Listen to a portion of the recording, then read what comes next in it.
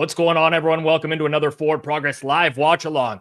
It's Sunday Night Football, Eagles and Rams, presented by Fanduel. You guys know the deal on Sunday nights. First half is going to be me and Clive Bixby recapping the week that was and looking ahead to week 13 in the NFL. It's Thanksgiving week. There's a lot of games with all the teams off the bye, so we're going to try to break down as many of those as possible for you in the first half. It's me and producer Jason in the third quarter, and we're ending off with Austin Mock tonight in what is hopefully a competitive fourth quarter between two teams that I like in the Rams and the Eagles. Hello to everyone in the chat. See everyone in here. Free 88, Anthony, John, Exesh, Connor, Peemer, Scott, Joey. I'm in a good mood. My mood is usually dependent on how the late games ended.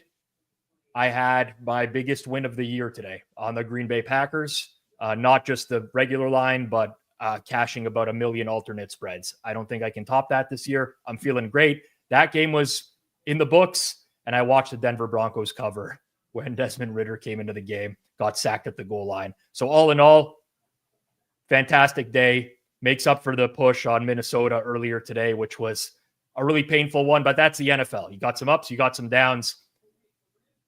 I'll talk about that a little bit more with Clive as he gets in here. Really quickly, smash that like button down below. If you're not subbed on Forward Progress, I don't know what the hell you're doing. There's like 50% of you who watch every week who are not subbed. I'll tell you what happens when you don't sub to a YouTube channel, because this happens to me. I watch a lot of YouTube. I forget to sub. Then I don't get served that content anymore. And then it goes away forever, and I can't find the shit in YouTube search. Make sure you're subbed here. All right, let's get right into it. Few things on the game. You saw my numbers on Pizza Buffet this morning. Just looking at where the market is at right now in this game, we've settled at basically a flat 3 across the board. Some books shaded one way, some books shaded the other. FanDuel's -3, -110. I believe that is a slightly valuable price on the Rams. Also, just looking at the board, we still got some 49s as the total. I believe that those are slightly valuable prices on the under. Now, this is game day. I mean, we got 12 minutes to kick here. This is a highly efficient market. You're probably better off trusting what the market price is than my opinion, but I am just sharing my opinion. If you do want a tail in any capacity or you want some sort of rooting interest, I would suggest Rams in the under, but you can go whatever way you want here. Whatever way you want. I'm just pointing that out. Props wise, there's a few things that I like. So obviously we got to go through both teams here. The big news for the Eagles, not new news. It's priced into some of these prop markets. Devontae Smith is out. You probably will see them run a few more 2 tight end sets with Dallas Goedert, Grant Calcaterra. That's your main injury news on the Eagles side. Aside from that, pretty much healthy across the board. On the Rams side, the right tackle, Rob Havenstein, very good right tackle, is out. Joe Noteboom is a significant downgrade. You might see Matt Stafford come under fire. Part of the reason I like the under in this game is I do expect some run-heavy game plans for both teams. The Eagles already like to run the ball. I think the Rams will try to get back to that, knowing this defensive front of the Eagles can put a lot of pressure on you. AJ Thomas says, good live bet on Rams if Eagles' run game isn't working early. Totally agree. Just lacking weapons outside of AJ Brown. All right. Let's start with what's available on the board right now. We'll start on the Rams side of things. Tougher matchups for Cooper Kupp and Puka Nacua today. So we look at who are possibly going to be the other options in the passing game. I think DeMarcus Robinson's numbers are a little bit too low, both in the receiving yardage market, 24.5 at FanDuel right now, and in the receptions market as well. I usually tend to play the bigger edge of the two rather than both, but because they're both very similar in size, I would suggest going a half unit on each of those for tonight's game. 24.5 -110 at FanDuel to the over is a great price in market. If you're looking for the receptions market, you can go over 2.5. I would suggest not FanDuel for that one. So if you're only using FanDuel tonight, take the receiving yards instead of the receptions. On the other side, I hate to do it because it feels like I'm picking on the guy right now. Am I square? I like AJ Brown over. I like AJ Brown under. I think in the receiving yards market, we're pushing 90 now. This is, in my opinion, too high. I know he's the only really quality threat downfield today. But for the amount that the Eagles run the ball and for the pace that they have on offense, this to me is a very high number. I would expect some bracket coverage on A.J. Brown in this game. 89.5. Like, again, it can happen. Guy's a beast. One of my favorite receivers. It sucks that he plays in the division. I'm a Cowboys fan. I like rooting for A.J. Brown, but I can't get to this number. I'm playing under A.J. Brown tonight on receiving yards for a standard unit. Let me just really quickly check what we got in market here across the board, just so I can tell you to get the best possible price. And I'm lagging right now, so I got nothing. But anything in this price range is good. So we're going DeMarcus Robinson overs, A.J. Brown unders. That's going to mainly be it for the main props markets. I was talked off of. Who was I talked off of? I was talked off of Davis Allen by Hitman earlier. Apparently something going on behind the scenes there, and he's actually at risk of losing a lot of snaps. Keep that in mind. That was originally a look for me, but I am not as good a prop better as Hitman is. And I have no problem admitting that. No problem admitting that. Let's take a look at touchdown score markets right now and see if we can find something that is of value here at FanDuel for everyone. This might be a game that's worth taking shots on. When I say that, I'm talking like taking some shots. So let's do a couple of stupid things here for tonight. Let's go Dallas Goedert 2+ touchdowns in this game at 37-1, which is a pretty damn good price at FanDuel right now. Again, we're going to go very, very small on this. We're going to go something like $5, even less than that.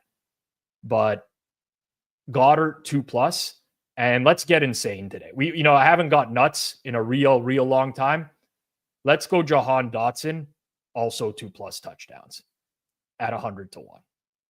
Just relative to other books in market, like you got some 30-1 out there, 50, 35. Let's go 100-1, absolute long shot. Literally throw a dollar on it if you're just to make it entertaining. We're going nuts. Goddard and Jahan Dotson. And by the way, yes, I realize I have the under. I'm not correlating these things in any way. For regular touchdown scores, I talked Jahan Dotson on the stream this morning. Again, very, very unlikely to happen because they do use Kyren Williams so much near the goal line, but the price is the price. And at this point, 23-1 on Matthew Stafford anytime has gotten out of hand. For a primetime football game, I do like targeting quarterbacks in these types of games. 23-1, FanDuel. If you're not betting on FanDuel, there's some 20-1 in market, 19. You can go and bet those, but I would highly suggest you just bet at FanDuel and get the better prices on these types of markets. No SGP before tonight's game. I wanted to do these in lieu of the long shot SGP, just because I don't really have a strong feel for a lot of the stuff that's out there. I really don't.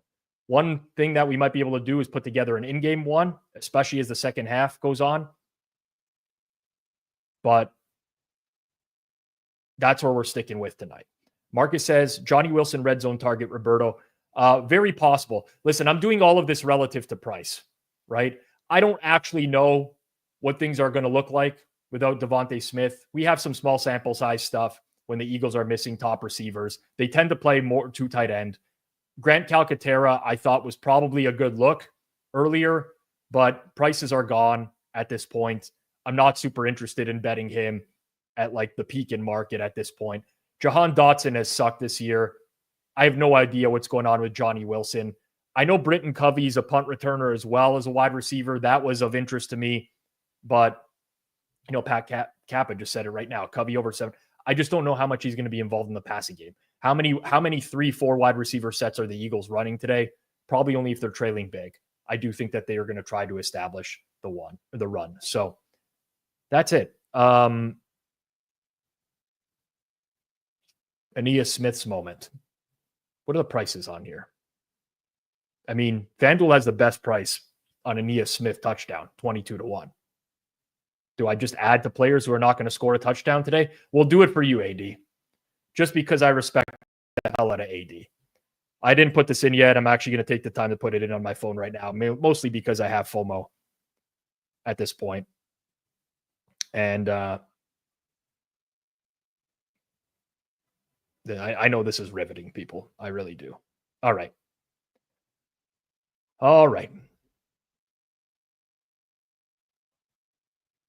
AJ, if you could drop this in the chat later on when it happens, that would be appreciated as well. I didn't see this morning. Jason, do you remember someone giving out Gray 2+ touchdowns from this? I wish I did, but I can't say I did. I cannot say I did. That's a banger, man. I was thinking that when it happened. I mean, yeah. I'm pissed because I gave out inverse correlation on Justin Jefferson. Or sorry, not Justin Jefferson. Jordan Addison. He got like 170 yards. I should just bet his overs, but whatever. You know, I hit one of those today. You did? Ikini? I did. No. Pierce? Chiggy Okonkwo. Chiggy, okay. He had one reception for 70 yards and a touchdown. Oh, that's unreal. That's unreal. It was a lucky day, man. That had no business winning. I couldn't believe he didn't get tackled, man. He just was running free. His tight end running down the field. Terry McLaurin as well had, I think, he only have one catch today, and it was that. Terry McLaurin. I tailed Hitman on the McLaurin overs, and he had. He's got horseshoes. One of the worst defensive plays you'll ever see from the Dallas. It was horrible. It looked like they were trying to lose that game. Even with the run back touchdown, like everything that the Cowboys did felt like they were trying to lose. But yeah, Jacobs 3+ TDs would have been a banger too. All this in hindsight, obviously. Yeah. Kevontae Turpin, that's a Johnny special. Plays Turpin every game. Loves Turpin. All right. Before we get into the game here, make sure you're betting the NFL season on FanDuel, America's #1 sportsbook. I love FanDuel. I think it's just a great product. Big fan of it. Tons of betting options, really good prices on a lot of the markets that I want to play. And that's why I advocate for them. And right now, all customers get a profit boost every single NFL game day. That means you can pump up your gridiron winnings multiple times a week. It's Sunday. The offers have changed. Today is a same game parlay profit boost token on any game on the slate. So if you didn't use one this afternoon on one of the games, you got it for tonight for Sunday Night Football. FanDuel has tons of ways you can get in on the NFL action. You can bet money lines, spreads, player props, and more. Plus, with super simple live betting, lightning fast bet settlement, and instant withdrawals, FanDuel makes betting on the NFL easier than ever before. Just visit FanDuel.com/forwardprogress to download FanDuel today. Must be 21 plus and present in select states or 18 plus and present in DC. Opt-in required. Bonus issued as non-withdrawable profit boost tokens. Restrictions apply, including token expiration. See terms for offers at sportsbook.fanduel.com. If you have a gambling problem, call 1-800-GAMBLER or visit fanduel.com/RG. Call 1-888-789-7777 or visit ccpg.org/chat in Connecticut. Visit mdgamblinghelp.org in Maryland. Hope is here. Visit gamblinghelplinema.org or call 800-327-5050 for 24/7 support in Massachusetts. Call 1-877-8-HOPE-NY or text HOPE-NY in New York. All right. In a minute here, I will bring in Clive as we start the game. Before I do, there's a lot of you watching on Twitter right now. If you do want to get in on the conversation, ask any questions throughout the show, talk early bets, hop on over to YouTube, Forward Progress. Also, this upcoming week is Thanksgiving. Still finalizing what the schedule is going to look like for Thanksgiving. I talked to Moretto earlier today. We're planning on doing something Thursday at 11 a.m. Eastern time. That is the likely start time. I'll announce it tomorrow night on the stream when we fully figured it out. But we're likely doing Thursday, 11 a.m. Eastern time. It's going to be picks on main sides and totals, props, and SGPs. Likely with some guests as well. So set your alarms. That's going to be the time this week. Hopefully we can find some value on those 3 games. All right. Let's bring in my brother from another mother. Wow, it was very confusing. I didn't want to bring my mother in. Clive Bixby, how are things? What's going on? Good start. Yeah, it's all right. I'm feeling good today, man. I'm feeling good. From where I was at the end of the 1 o'clocks with the Vikings push, you know, Hitman tweeted it. Hitman tweeted it a little bit too early, and then we had a chance to lose. Yeah, it got ugly. It got ugly. Mm-hmm. I got pretty damn lucky with some totals today. Listen, it's just one of those days. Sometimes you just got to say to yourself, not going to have these vibes every single time, but Patriots, Dolphins, nice defensive touchdown. Christian Gonzalez, get our over there. Played some over in Washington, Dallas. I lost the team total on Washington, but I played some over in that game. 10-9 going into the fourth quarter, ends 34-26. Sometimes you just catch the breaks, you know? Yeah. I got stung on the Tampa team total over one of my alt lines by a half a point. So that would have been another 3.5 units plus on the day, which would have been nice. But otherwise, it was still a pretty good day. The Minnesota game sucked. I completely tuned out of that game. It was like 30-0. It was 30-0, right? And then the Giants scored a touchdown. Was there ever a chance for another score in that game? So it was 23. They scored a touchdown to make it 23-0 right before the half. They missed the extra point. Then Tampa scored another touchdown to make it 30. The play that Baker suffered a stinger on, which was just like a weird fumble, like a bad exchange, that was at the 30-yard line. So, I mean, if they hold there, they have a pretty good chance at a field goal. But, I mean, they should have really had probably 24 just in the first half alone. Yeah, that was, sometimes hindsight's 20/20, and obviously we have the luxury of having the hindsight now. Sometimes, you just got to really put the pedal to the metal when you're very confident in an opinion. And for me, I should have done a lot better on that game than I did, because I have DeVito pretty bad in the model, like really bad. Was showing an edge on Tampa, but I'm like, do I have him too bad? And then I quickly realized I don't. Like the whole team is a mess. Giants team's a mess. Yeah, on both sides of the ball, it's pretty rough. What else did I have? I couldn't pull the trigger on the Titans money line, even though I wanted to. I ended up taking like reduced points, so I sold some points in that game one with the Texans. Colts team total under, that was pretty breezy. What else? Denver, I had an alt that lost. I think that was it. Yeah. And I had a Caleb Williams to throw an interception that didn't come to pass. He was slinging it today, man. He had some zip on those balls. He was YOLOing it. It this. Listen. Lord McD says I made a massive bag on Seattle money line. Not sure why you guys think Arizona was the right look there. I don't know. The game closed a pick, basically, was essentially around a pick all week. And I'm looking at the box score right now, and it basically played out as a pick. I don't know one way or another. Even if I had like one Arizona, I don't think that's like the game to victory lap, honestly. Looked to me like just a pretty good close game where Arizona didn't score in the red zone is pretty much what it came down to. Man, that I don't remember what. Did we say anything on that total? I know Caustic didn't have anything. I don't remember having a big opinion on that last week, which way I thought. No, I think, we juiced out last week on the early opinions. We had New England as an early opinion. We had the over in that game as an early opinion. I should have listened to you on Tampa. I actually never even, honestly, when we were doing the show last week, I never even considered the possibility that Tommy DeVito was going to start after the bye week. I thought it was Daniel Jones or Drew Lock. The DeVito news completely changed that. That like made the Giants unplayable in that game. What else do we have? We had Arizona pick. Broncos team total over. Yes, that as well. So I don't know. Early look, not the greatest, but there was a lot of early injury stuff. Broncos 3.5. Did we mention that? I think we did. Moved out to 5, 6. I don't know if Caustic tracked it. Yeah, that one moved quick. No, he didn't track that one, which is okay. That would have been a tough one to get. I guess I did. Listen, people are saying I did. Thanks for mentioning Denver team total and Denver over 4.5. Sure. I don't remember a week in the past. I don't. And I had so much going on today. Like lots of volume, not a lot of big bets. But all right. People say they got it from us. All right.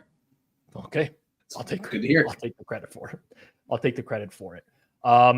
Doesn't look like I'm going to have updated data yet for next week, which is unfortunate. So we're going to start and let's get into it as soon as we can here, Clive, just because we got all the teams playing this upcoming week.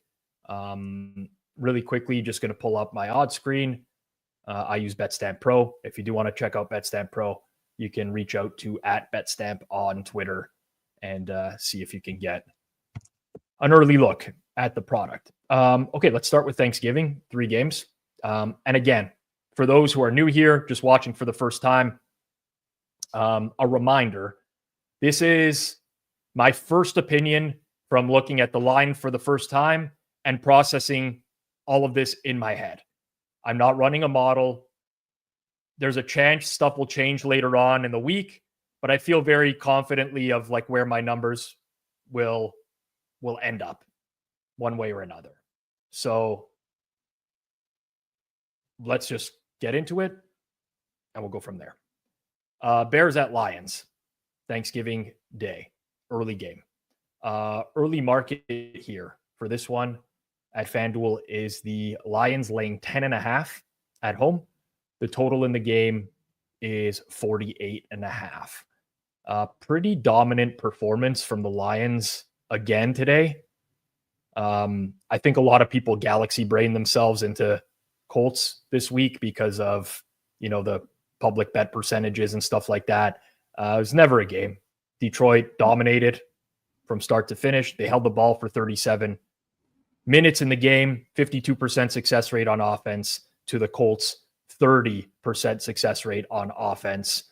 Pretty much an annihilation that doesn't really show up that way in the box score because of the final score, but pretty hefty performance by Detroit. Chicago, that was, listen, I thought Minnesota played pretty well in that game. You got your classic Vikings red zone turnover with Aaron Jones fumbling in the early going. You did get some breaks as well, though, because Vikings blocked a field goal in that game early on as well. So it went both ways. First thoughts here, Clive, when you see 10.5 and 48.5. The 48.5, I don't necessarily feel anything there, but the 10.5 feels heavy. But if I'm looking at market ratings, that is about right. I hate to say that I'll have some interest in Chicago at 10.5 if it stays here, because I think I will. But my early look says that from a market perspective, I think this is what you'd expect. But I think I would like the Bears a little bit at 10.5. But I don't expect it to be I think it's fine personally. It's really I'm going to have to go back and watch Chicago and Minnesota in full. That's one of the games that I do want to watch this week. Chicago's offense, 5.5 yards per play. I mean, listen, it's definitely better with a healthy offensive line. You're getting Caleb Williams scrambling a little bit more. 43% success rate, not bad. Minnesota moved the ball through the air when they wanted to in this game. You look at the Vikings, 452 net yards, 328 net yards passing. The game did go to overtime. I do think Detroit's going to move the ball on this Bears defense. Couple of injury notes for this game. After the game today, Carlton Davis, cornerback, left the game. Taylor Decker, left tackle, left the game. Head coach Dan Campbell said, doesn't look to be serious on either one. The Carlton Davis one is very interesting to monitor because Terry and Arnold missed the game today for the Lions as well. And if you potentially get like a double corner injury, I would be somewhat interested in betting this over. But as it stands right now, I don't see anything here, Clive, for me. I think this is fine. No. So today I couldn't bring myself. I looked at the Lions team total, and I didn't really like the overlook. I didn't like any kind of the alternate spread look, but I did like the Colts team total under. I do think Chicago's going to do okay, but I think what I would probably like is a Lions team total over if I'm thinking about anything right away here. The Lions are going to score. I feel pretty confidently that they're going to move the ball. O-line is solid. They move the ball pretty much on everyone, including games where Goff has 5 interceptions. I mean, it's a closed dome environment. The Bears, like Jaquan Brisker is down, as is their backup safety, Elijah Hicks. They have some issues there in the secondary as a big run here for the Rams in the early going, already into the red zone. Yeah, I think the only look here for me in the early going would be the over, but nothing crazy. AJ Thomas said Colts wide receivers are running open on 6 or 7 plays. AR missed all of them. That's he tends to do that. He tends to do that. Do we want to sync up on play clock? Yeah, we'll do that on the next play right now. Just like a Rams helmet flying on the ground there. Just rolling. Somebody was grabbing their neck too on Philly. Blankenship. Who was it that got hurt? Blankenship? I think so. That looked a little rough. It looked like he got crunched, man. Like his neck jam. Like a neck stinger. Yeah, both of them, Slay and Blankenship. Oof. Hate seeing that. Yep. I would like the play clock to run, though. That way I can count us in here.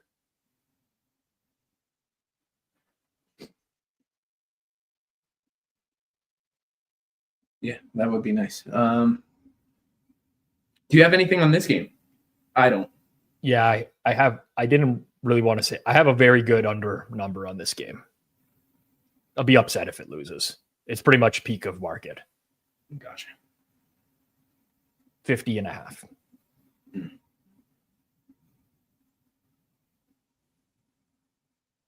I didn't even do the play clock. I just watched the balls out. Balls out. There we go. That's the turnover. That is the turnover required. It's good for an under. Away. That is the turnover required. Play clock is somehow going down though, even though this. Oh no, they recovered it. What? Am I drunk? What? I must be drunk. I thought the Eagles recovered this. The ball's out.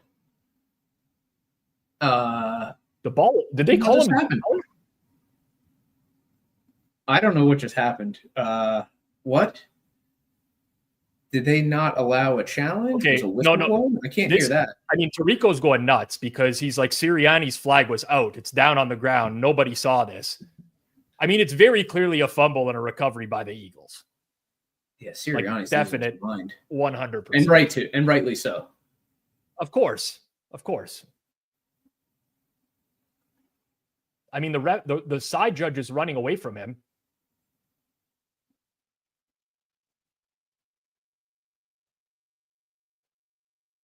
We wager real dollars on this league. We do. All right, they're reviewing it. That's going to get turned. It's going the other way. Okay. I mean, it's very clearly through the flag. Yeah, it was pretty obvious. How is it not a single ref even looking at him before the play? In his direction, right? Like, yeah. After the ball on the ground. Why was he not trying to get the ref's attention as well? Like there was refs beside him. He wasn't saying anything though. You got to be like, hey. Sirianni had no idea there whether he should throw the flag or not. He's yelling at someone on the sideline. He didn't know. You could tell he was in full panic mode at that point. Yeah. Anyways, what a really weird play. Really weird play. All right, while we're at commercial break here, let's get to the second game on Thanksgiving. It's the Giants at the Cowboys. I thought to myself at the end of today's game, let's see what this opens up at because I have some interest in the Cowboys. And now I look at the FanDuel price, which is -4.5, -105. And I have to start questioning whether or not I would still have interest in the Cowboys at that number. I'm not, Clive, I'm not the big, reading the team's motivation and stuff like that. Because I think ultimately, if a team doesn't care, it starts to get reflected already in the stats of the game, right? Box score stats. And the Giants got dominated on the box score today. Malik Neighbors comes out after the game. He's pretty upset. He didn't get the ball till the second half. He's saying, listen, doesn't matter if it's Daniel Jones or Tommy DeVito, we suck type of situation. But he's not wrong. Yeah. I mean, he isn't. They suck. Left tackle gets hurt for the Giants today, quad injury. Cowboys were missing Jake Ferguson, Tyler Smith, Zach Martin, Trayvon Diggs. But the defense is playing well and is healthier than it's been in a while, at least with Diggs out. They got Deron Bland back today. They got Jordan Lewis back in the slot. had a good defensive performance today. My first thought is like, I can't bet the Giants. Listen, let me rephrase that before Kirk Evans goes nuts on me when I see him tomorrow. I could bet the Giants if I thought this number was out of hand. It's not out of hand, in my opinion. At this number, I couldn't. It's only Cowboys, but I also don't. I'm also not in the Cooper Rush, minus 3.5, 4.5 camp at this exact moment in time. Yeah, this is kind of rough. I'm trying to think the number where it's just too much and I have to kind of auto click the Giants. I don't know if maybe that's 6 or 6.5, but I don't know. I feel like 4 to 4.5 is probably the right number, and it's just the right number where I really don't have interest on either side all that much, where I don't think I have an edge. I think I could subjectively get to an edge on Dallas if I really want to kind of work myself into a bet on this game, but it's not the Giants.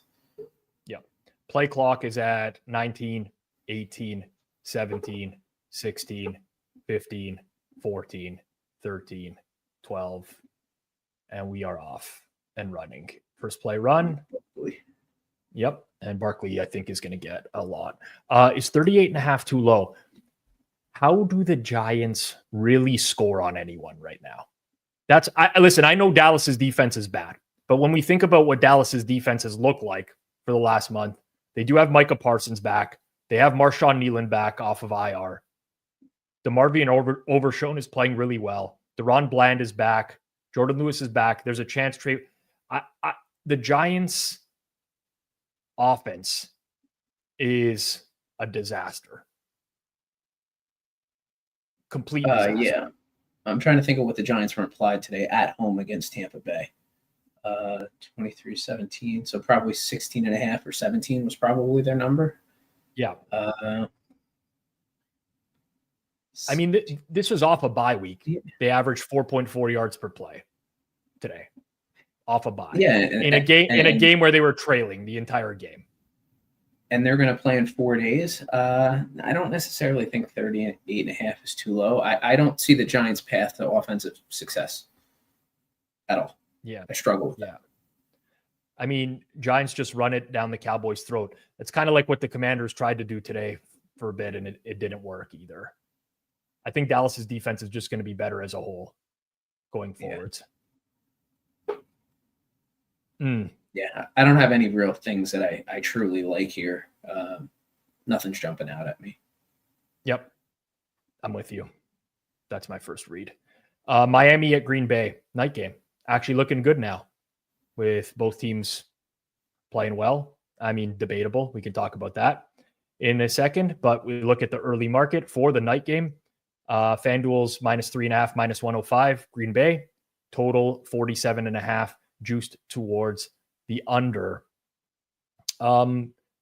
First reaction for me is that this number should be 3 and not 3.5. Yeah, I can see that. I've kind of ticked up Miami a little bit more, I think, than the market so far. I kind of potentially like a look at an over here too. It feels a touch light, but it's also Thursday night. I get that too. It's also Thanksgiving, but I bet it feels a touch light. I bet the Packers heavily today. And alts as well. I watched a lot of that game. I actually don't think the Packers played well today. I know it's going to sound insane for people to hear that because they won the game 38-10. I don't feel like they played particularly well. They ran the ball well. There was a big drop by Christian Watson on a bomb, which he should have caught for a touchdown. Aside from that, it's more of the same Packers offense, which is just incredibly inconsistent. They benefited from 3 turnovers from the 49ers today. I still am not quite there with the Packers just yet. What did their it didn't look like their defense was tested too much at all today, obviously, by San Fran and their beautiful backup. Wonder if Daniel Jones will go there. What is the word on Daniel Jones, by the way? Like, where are his suitors? I heard Dallas said that they're out on him, but It's got to be. It's got to be like a playoff. Baltimore or who? Who's the other team? I honestly don't know where he's going to end up. Regardless, I don't think the Packers defense has gotten tested at all recently. Miami's offense looked okay today, but again, it's the Patriots. It's kind of hard to tell, but I think 3.5 is a little heavy. Yeah, it's a tough one. Like I can definitely see myself liking the over in this game if it's optimal conditions, but the likelihood we get that, I mean, we should have early conditions for Thursday night at Lambeau. You know, there's a lot that goes into it. There, you know, Tua in the cold, Tua against a good team. These have notoriously been sell spots.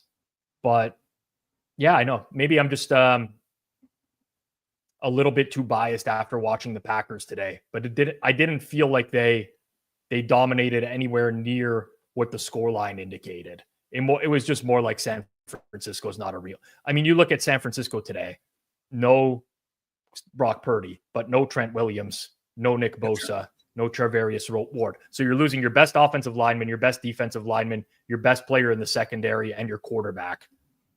Yeah, it's looking like low 30s clear. I don't know about the wind on Thursday. A little wind. Yeah. Yeah.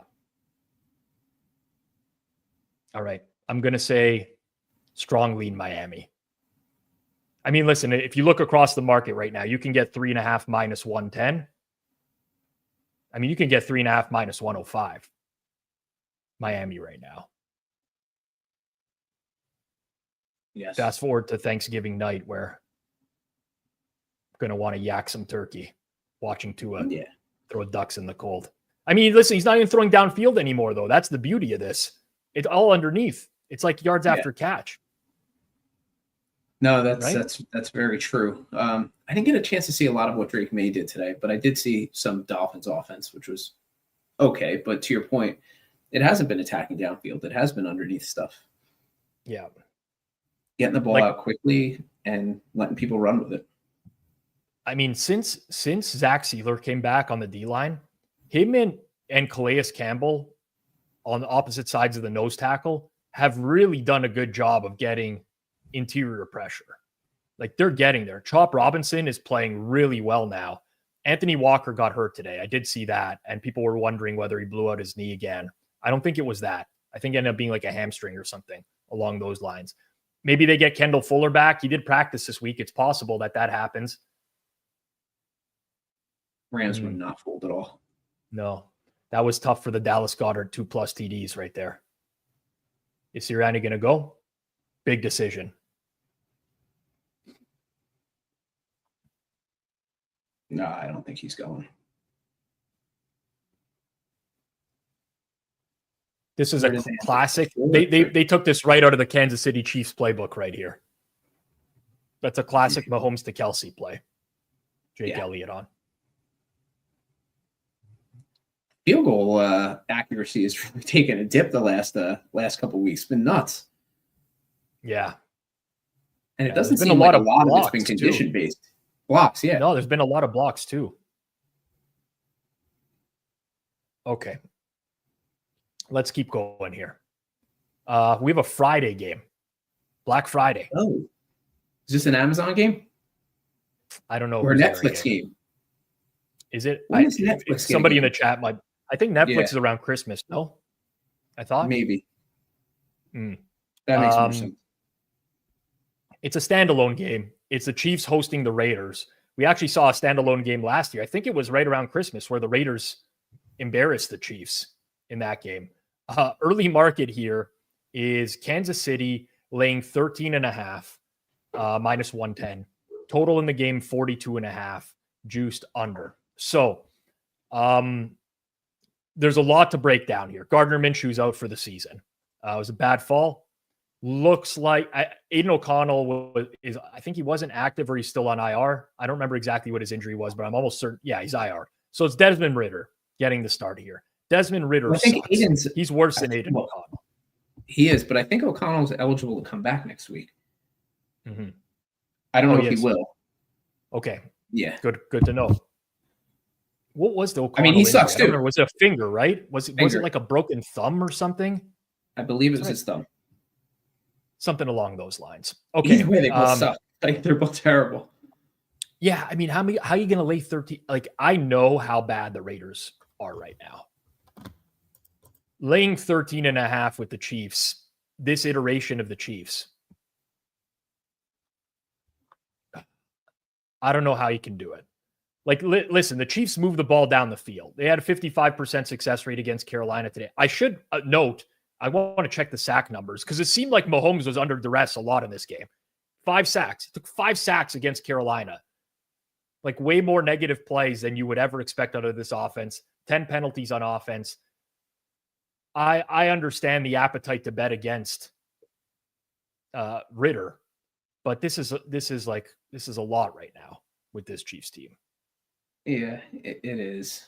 I don't know how much difference the market would put in O'Connell versus Ritter. Maybe a half a point. Like, is there really that much of a difference? Very, very small. So this probably is pretty much the number that you're going to get. I don't think this moves out to 14. I think if you like the Raiders, bet them now at 13.5. I don't really like the Chiefs at this price, in all honesty. And I know it's kind of nuts, but I think with the Raiders offense being what it is, I almost feel like this total is a touch high. I don't like saying that. So this is my first disagreement with you. Well, it's not a disagreement.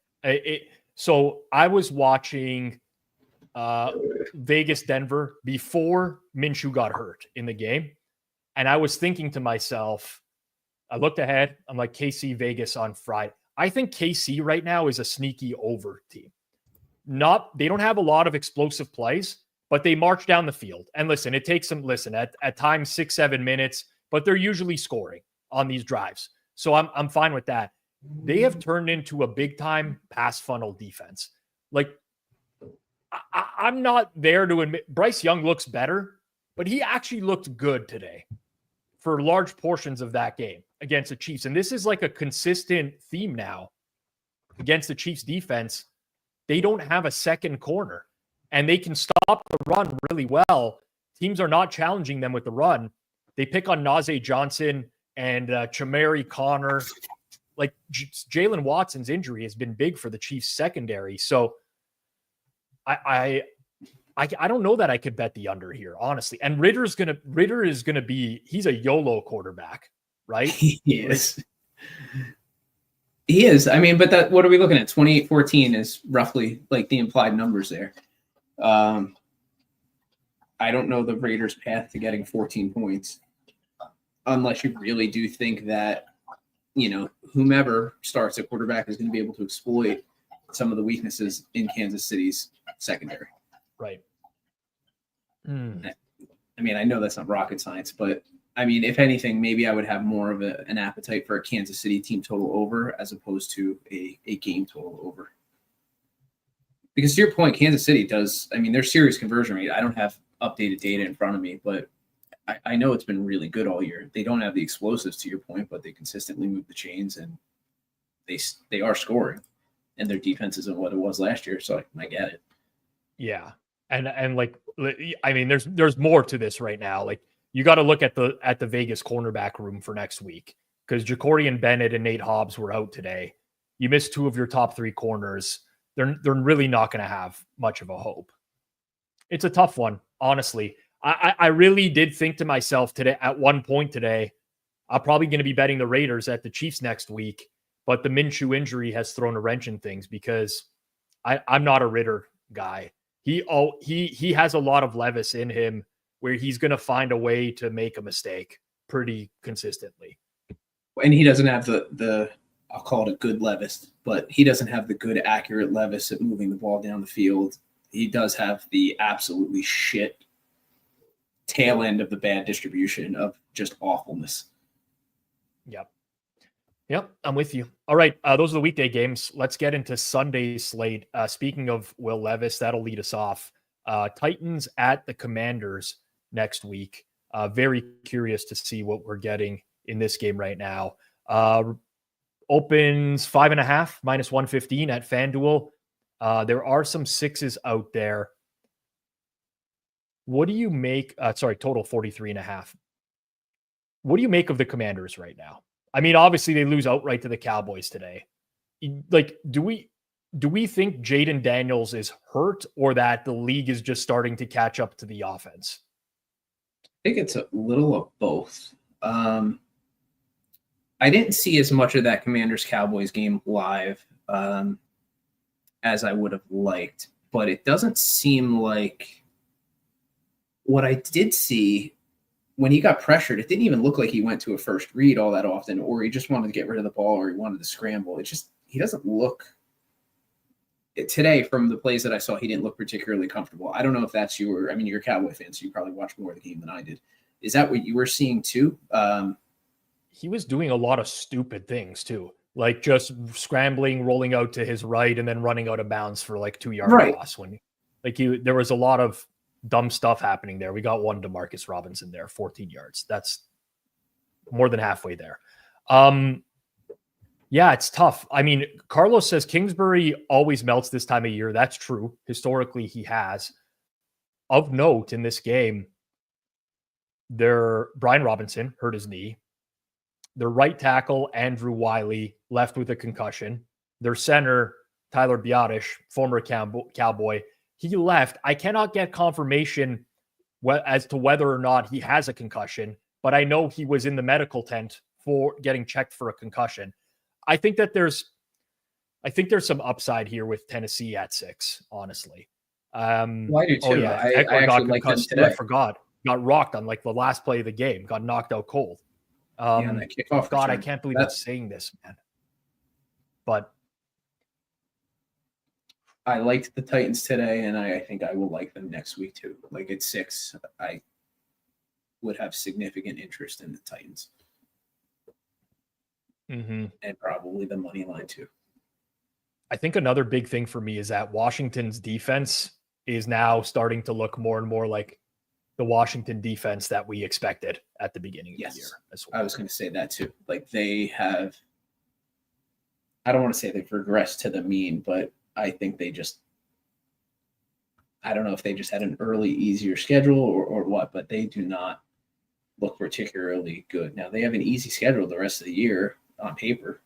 They still have Tennessee, bye week, New Orleans, Philly, Atlanta, Dallas. So, I mean, they can still do some damage, but I think this is a spot where I think 6 is too much. I think you got like the issue that I have with the Titans is that if you look at most of the Titans metrics this year, and I'm talking about like metrics that are predictive of future success, they don't look too bad across. No. It's they get killed in special teams and turnovers. They turned it over 3 times again today. 3 turnovers today. 1 really, really dumb pick 6. They lucked out in that CJ Stroud was like out to lunch on a lot of plays today as well. I got to think though, just with the way that I mean, Tennessee's pretty much healthy. Amani Hooker couldn't play the game today because he was like blowing chunks on the sideline or something. He was really ill. But Brian Robinson, Austin Eckler, Tyler Biadasz, Andrew Wiley, two running backs, 2 offensive linemen. Maybe they get Marshawn Lattimore back in the lineup next week. I think that there's some potential here. And touchdown Rams. Yeah. They're in. Kyron Williams scores all the time. Yeah. Not 5.5, but the 6.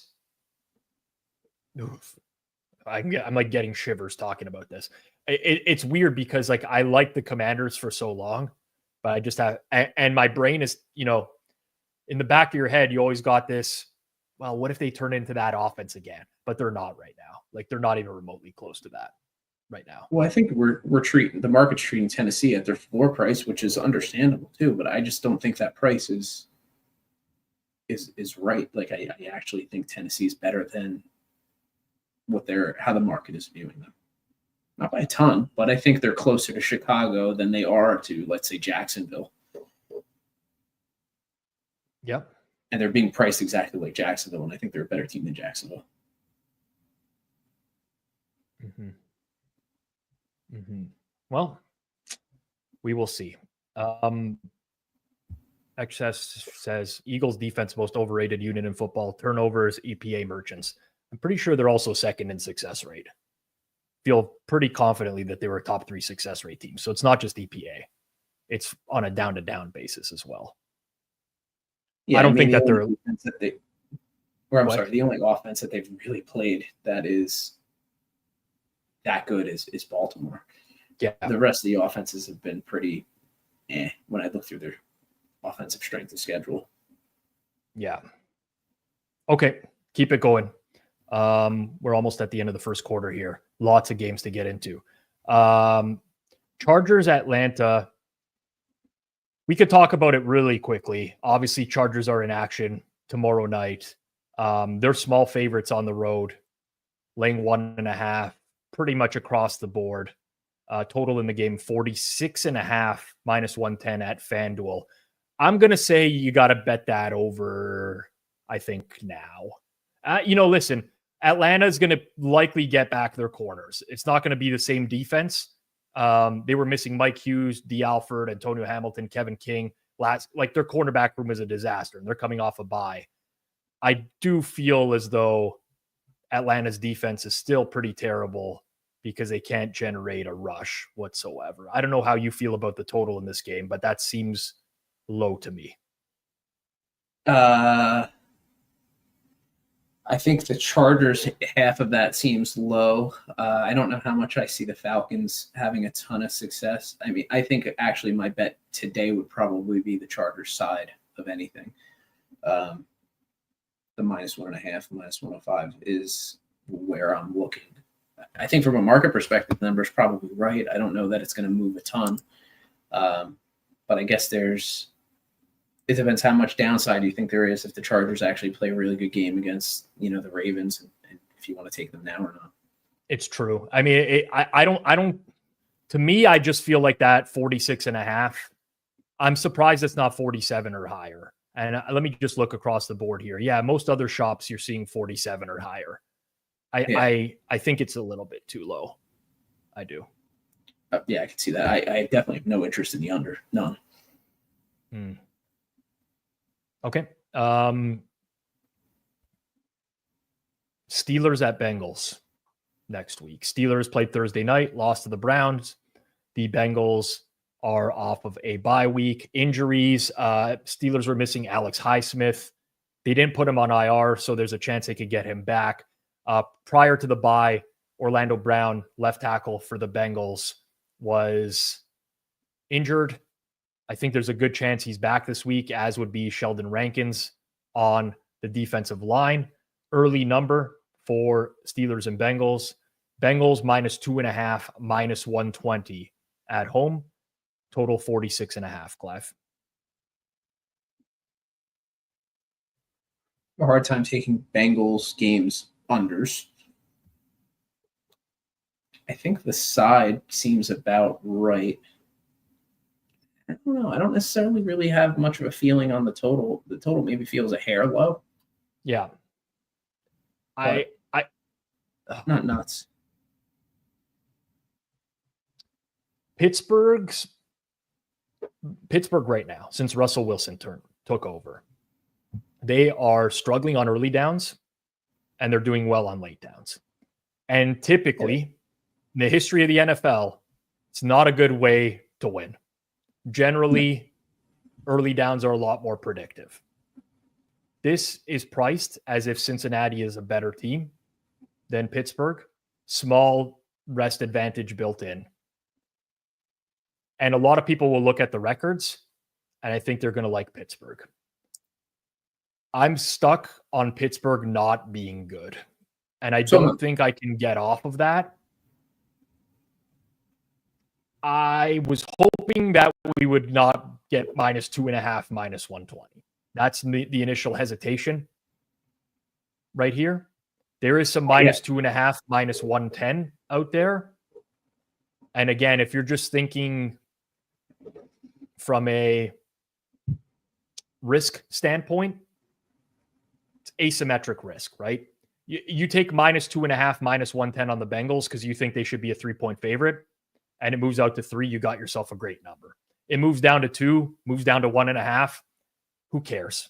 I mean, there's been 2 games that landed favorite by 2 this season, despite people who talk about it being such a key number in the NFL, huge, right? So to me, I would almost go out and bet that Bengals -2.5, -110 right now. I was hoping we'd get a little bit of not luck. Luck's not the right word. Maybe a little, not an adjustment yet on Pittsburgh, and thinking that Cincinnati was maybe an even team and getting 1.5. That's kind of what I was hoping for. But I think this is about where it should be. Yeah, I do think Cincinnati's the better team as a whole. I mean, I bet against Pittsburgh pretty much every week. Finally got a win, but for the most part, it's been it's been awful. Yeah. To your point, there is the luck factor of, these third down completions and these balls thrown downfield to Pickens. I mean, it's definitely better than having Justin Fields back there. Like, they actually have the ability to throw it downfield, but I feel like the offense is performing above expectation. Is, I guess, the best way to put it. Yeah. I mean, I'm defense is solid, but offense is a bit of a pumpkin in my eyes. Yeah. I mean, I think they could be exploited a bit in the secondary. I don't know. All right. No, like, not a strong conviction, but I feel like when I run the numbers on this game, I'm most likely going to end up with a edge on Cincinnati. And then have to decide, am I doing this again? Like I do every week. Colts hit the road to take on the New England Patriots. Early market for Colts at Patriots. Colts -2.5, -115 on the road. Total in the game, 42.5, juiced towards the over. Of note today, Josh Downs injured for the Indianapolis Colts, believed to be, I believe, a collarbone injury or AC joint. Doesn't sound too optimistic about next week. They were once again missing their left tackle, Bernard Raymond. The Patriots are healthy, but they played like dog shit against the Dolphins today. This is an ugly game. Very ugly. Yeah. I've been down on the Colts all year. But I don't really have any interest in taking New England here either. So,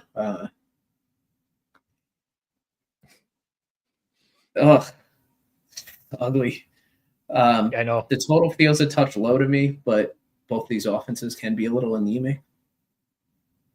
Both these defenses aren't that good either. I think the Colts defense is a little bit better than people give them credit for. And the Patriots O-line right now, they were getting bullied today by the Dolphins. It's just not a good O-line. They're pretty reliant on May's legs. I honestly think this number is just fine all around. Early thoughts. I do like New England overs generally. But now that their defense is at full health, a little bit less. And then on top of that, I don't trust Indy's offense with Richardson to, like, they're so boomer bust. You know what I'm saying? Yeah. Like, I would rather play an alternate over to either side or alternate under to eat than I would just bet this number because of the boomer bust. Yeah, I would think of a tail outcome that you kind of like, and then I would go with that because I could see the Colts win this game by 2 scores. I could see a lot of stuff happening where this game separates and gets pretty, like, wide distributions, I guess. It's not one that I'm really going to be excited to watch unless I have a fun bet on it, though. Yeah, I'm not super interested right now in this one. I mean, 3, I would maybe flat 3. I would certainly have some interest in the Patriots, but as of now, no, thank you. All right, you got to take it before it gets to 2. I mean, come on. Of course, man. Key numbers. Texans on the road at the Jacksonville Jaguars, coming off of a bye week. I'm pretty certain it's still Mac Jones.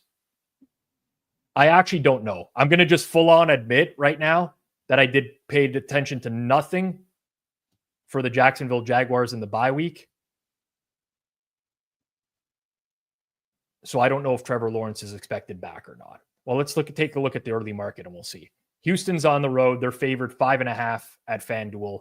Total in the game is 43.5, while Jalen Hurts is just like, I don't know if he thought he had 69 seconds in the pocket here, but my God, this guy.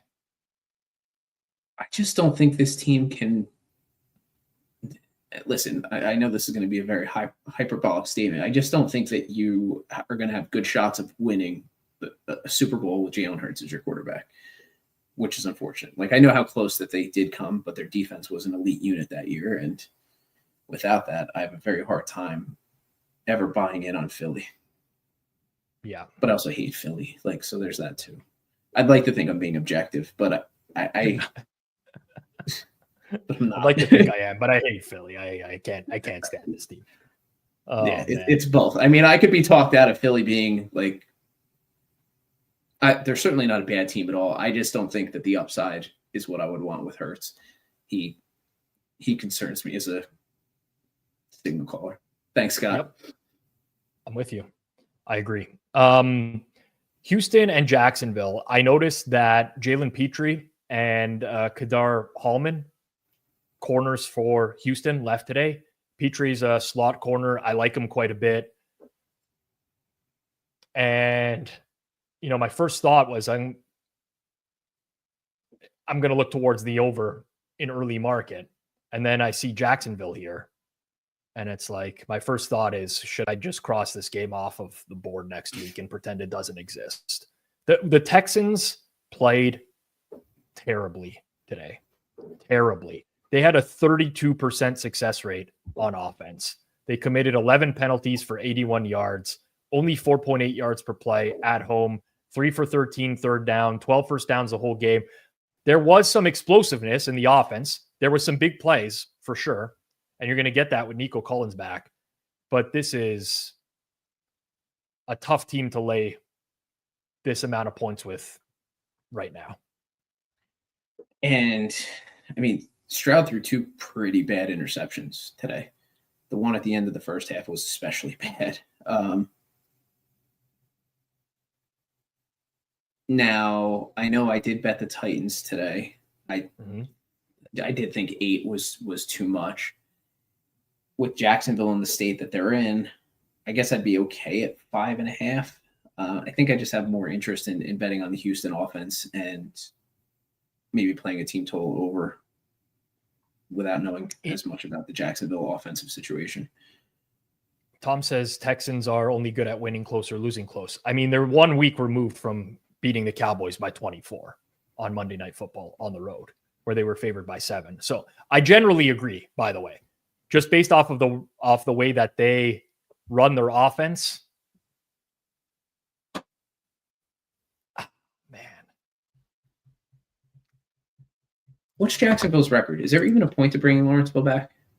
No, I don't think so. At this point, that's like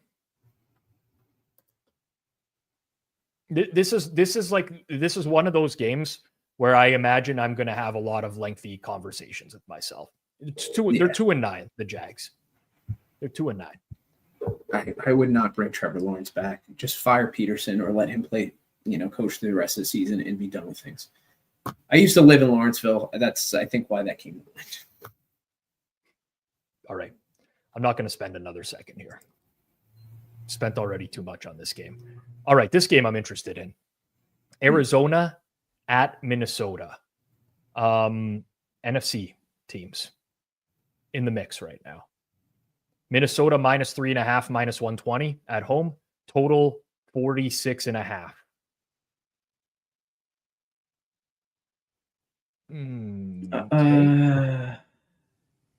Okay. Of note, I knew there was some sort of injury note that I made on this game. Minnesota's left tackle, Cam Robinson, left the game today, as did one of their linebackers, Ivan Pace, with a hamstring injury and a foot injury, respectively. So a couple injuries there. Arizona lost, but they had a clean game. They'll probably get Jalen Thompson back at safety next week.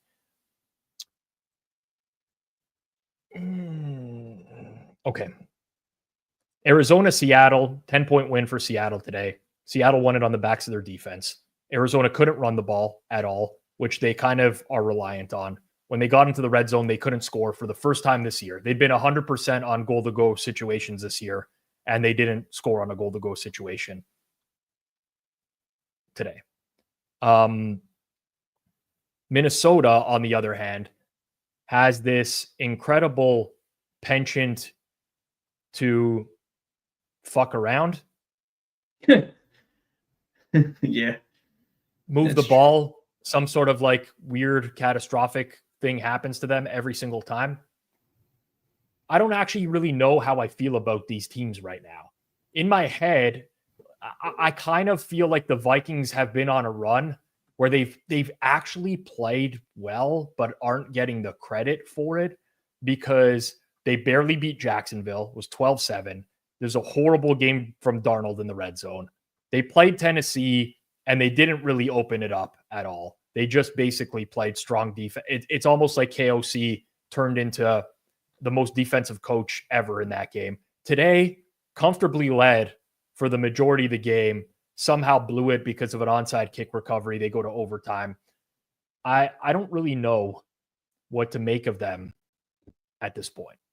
I think their offense has played better than what they looked like in the beginning of the season, but the points aren't there. But I think the other underlying metrics probably are.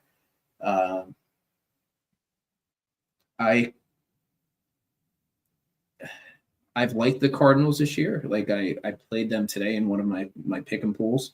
They didn't look great today. I think they really performed towards the bottom of what their range looks like. But instinctually, I do think I have interest in the Vikings at 3.5.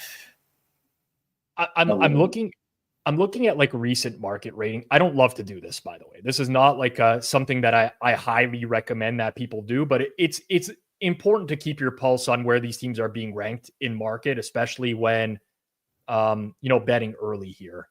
And I do feel like this is more likely to move towards Minnesota, but then I factor in left tackle injury, and it's like a whole new ball game. And so it's like one of those where if both teams got out of this game healthy today, I probably would see some value in Vikings -3.5, -120.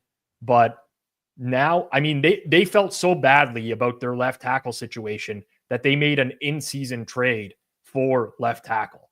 David Quisenberry, who's normally their backup right tackle, had to come over and play left tackle for them today. That's like disaster spot for Darnold. That's rough. That's true. I mean, Barkley's coming off slow here. Very slow. I didn't see the injury. He's walking off at least. I think that's good, but Kenny Gainwell has got to be anytime touchdown is the way to go at this point. Yeah, he's wincing. He is wincing. He get hit in the groin or something? Let's see if he took a shot in the nuts. Oh, he barely got touched, and he's ginger. Ooh, that looks like soft tissue, if you're asking me. He's wincing on the way off. Can we get Dr. Chow on the stream quickly? Any of the docs. Yeah. They're all impressive.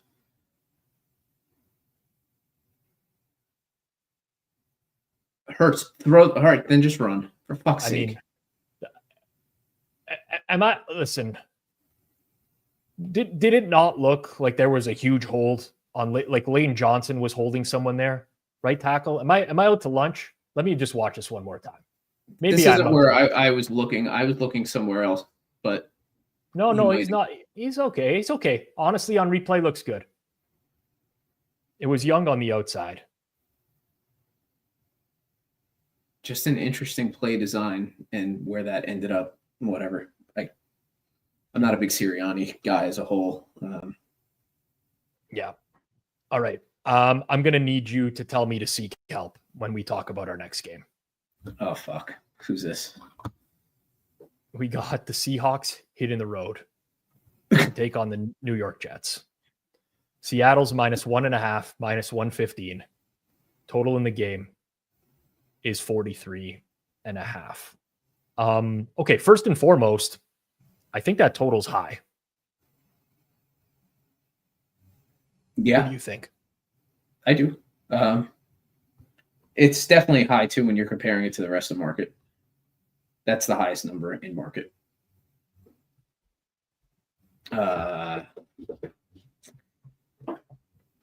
I mean, the Jets are just an absolutely broken team. I get it. I'm factoring all these games into the equation. They're going to get Tyron Smith back, probably at left tackle. They might get CJ Mosley back. There was an injury for the Seahawks on the O-line today. Their right guard. Oh, AJ Brown, man. This is a big mistake. Leg injury for Anthony Bradford. I'm not going to be able to get here, man. I'm going to tell you right now. I don't think I can get to this price. I think the under is the play. 41. Yeah, I think we got to go under in this game. Yeah, this is not a... I think he's right in the sense that I think I would want 41 before instinctually, like I would be thinking about it over. Again, that's without running any numbers, anything that happened this week in the Seattle game, but like for fuck's sake, that feels excessive. And the Seattle offense,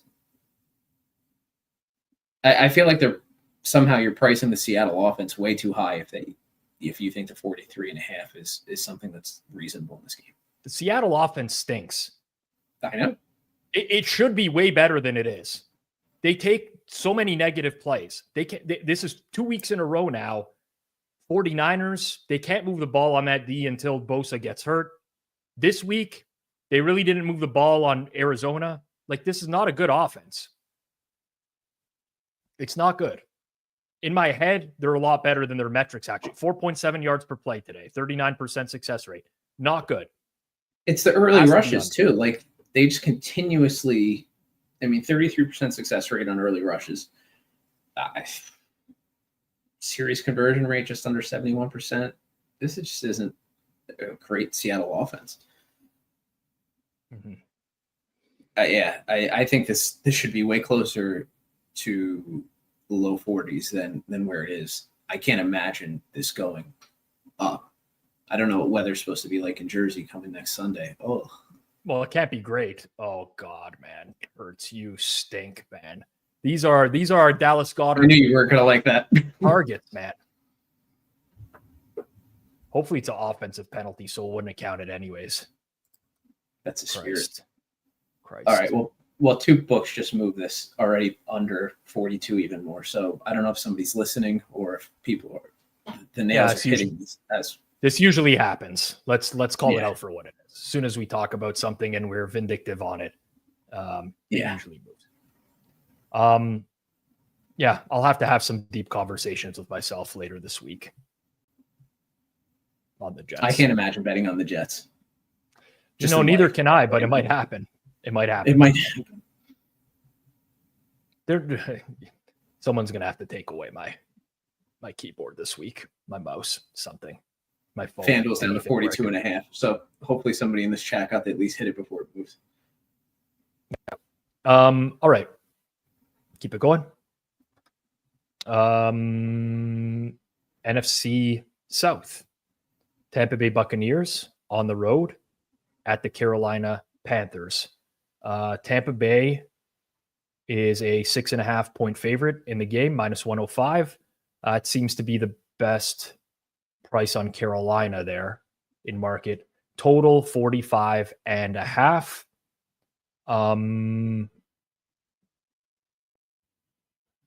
Two teams trending upward in the NFC South. Yeah. Carolina's pretty much as healthy as they've been in a long time. The Bucs were missing their left tackle, Tristan Wirfs, today. He has a shot to play next week. They were missing their slot corner, Tyke Smith. They had a couple injuries on the defense. One of their outside linebackers, Joe Tryon-Shoyinka, hurt his ankle. Jordan Whitehead, I believe, tore his pec, probably out long term. Tampa, to me, is just like an over. I know they didn't hit the over today, but Carolina's offense looking a lot better, in my opinion. Tampa's offense kind of moving the ball low key against every bad defense really well. Mike Evans back in the mix. You agree or disagree? 45 minus 110 over. Well, I did bet Tampa overs today, and I felt really, really good about it. It feels like a similar type of matchup for Tampa, where I think I'd probably be on their team total overs again. I didn't get to see a ton of the Panthers offense, like you mentioned, but what I did see, I didn't see any of these, the Bryce Young plays where he just doesn't look like an NFL quarterback. And I feel like it's been 2 or 3 weeks where those have been minimized by a lot. Yeah. So that said, I don't think Tampa's offense is that good, but I do think the Panthers offense can be much better than the Giants. I think this number should probably be like maybe 5.5, maybe 6, 6.5. I have some interest in the Panthers, but I don't see this going out to 7. I see this coming more towards the Panthers. So do I. I don't know that I want to bet. I listen. My first reaction is I want to bet the over of this game. Yeah, I think it's a small number. Carolina's offense playing a lot better. They can run the ball. People think that Tampa Bay has like this amazing run defense because years ago they were so good with Vita Vea and no one could run on that. It's not the case anymore. There's lots of paths to success to move this ball. Carolina's defensive line played a lot better today, but Baker does have like that elusiveness and the mobility. He showed it against the Giants today as well, where it helps. Yeah. So to me, low total. That's my only angle here. Yeah, low total. I like Tampa, probably team total overs more than anything. And I don't want to say I'm coming around on Baker Mayfield because I think he's been good all year. But I think he's really, really good against defenses that are bad. When he starts to take a step up in class, that's when he seems to struggle and tries to make plays, and he does like bad Baker. It's not like Levis, but I don't see it from the Panthers defense causing that kind of problem. All right. Rams are in action right now against New Orleans. Can't really cover that. Same with the Eagles in action right now against Baltimore. That will be a fun game to watch, in my opinion. Sunday night football, I believe next week, is the 49ers at the Bills. Okay, this is really, really challenging. Let me see if do we even have a market number here yet? We do. We have Buffalo minus 6.5, minus 115, total 46.5. So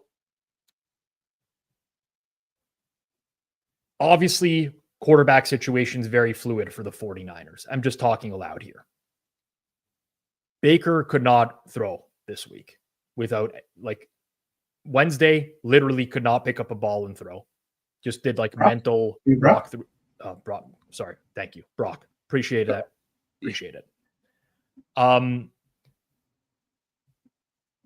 don't know how big. I was gonna say Baker. I don't know how Brock could be 100% in this game, no matter what. True. Does it not feel like we have to bet the early number on Buffalo here? I think that's where probably the upside is. I mean, what would this game likely be priced with Brock Purdy in? It's not just Purdy. It's Purdy, Bosa, Trent Williams. I would imagine Trent Williams is back next week. Jordan Elliott got a concussion today. They lose another player on the defensive line. If Bosa plays, I can't imagine he's anywhere near 100%. Looks like that's going to be a problem all season. The Bills come off a bye. They're probably going to get Spencer Brown back at right tackle. I'm assuming they get one, maybe both of Keon Coleman and Dalton Kincaid as well. This is a throwing shoulder injury to Purdy. Yeah.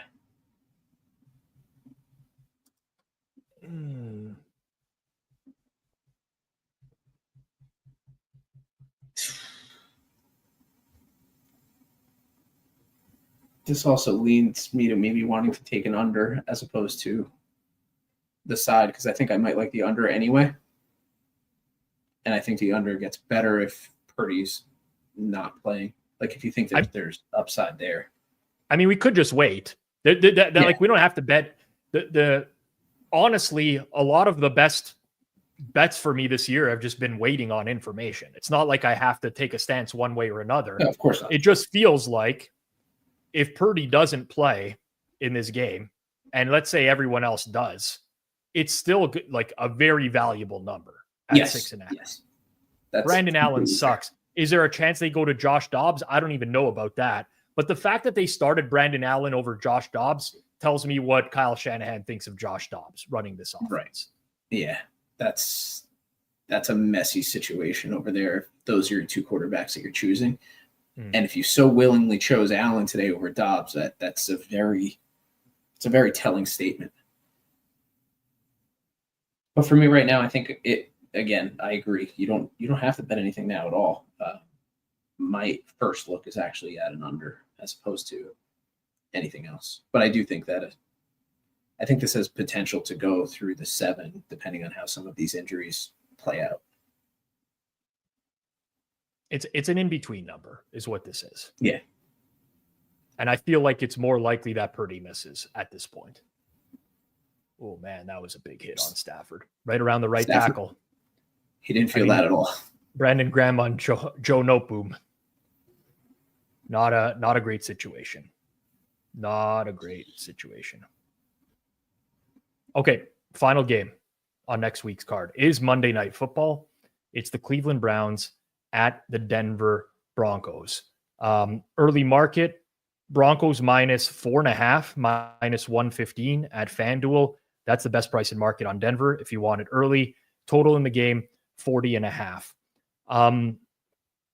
I like Denver, but not necessarily in the spot. Just as a whole, I like Denver, but they seem to catch considerable breaks every week. Mm-hmm.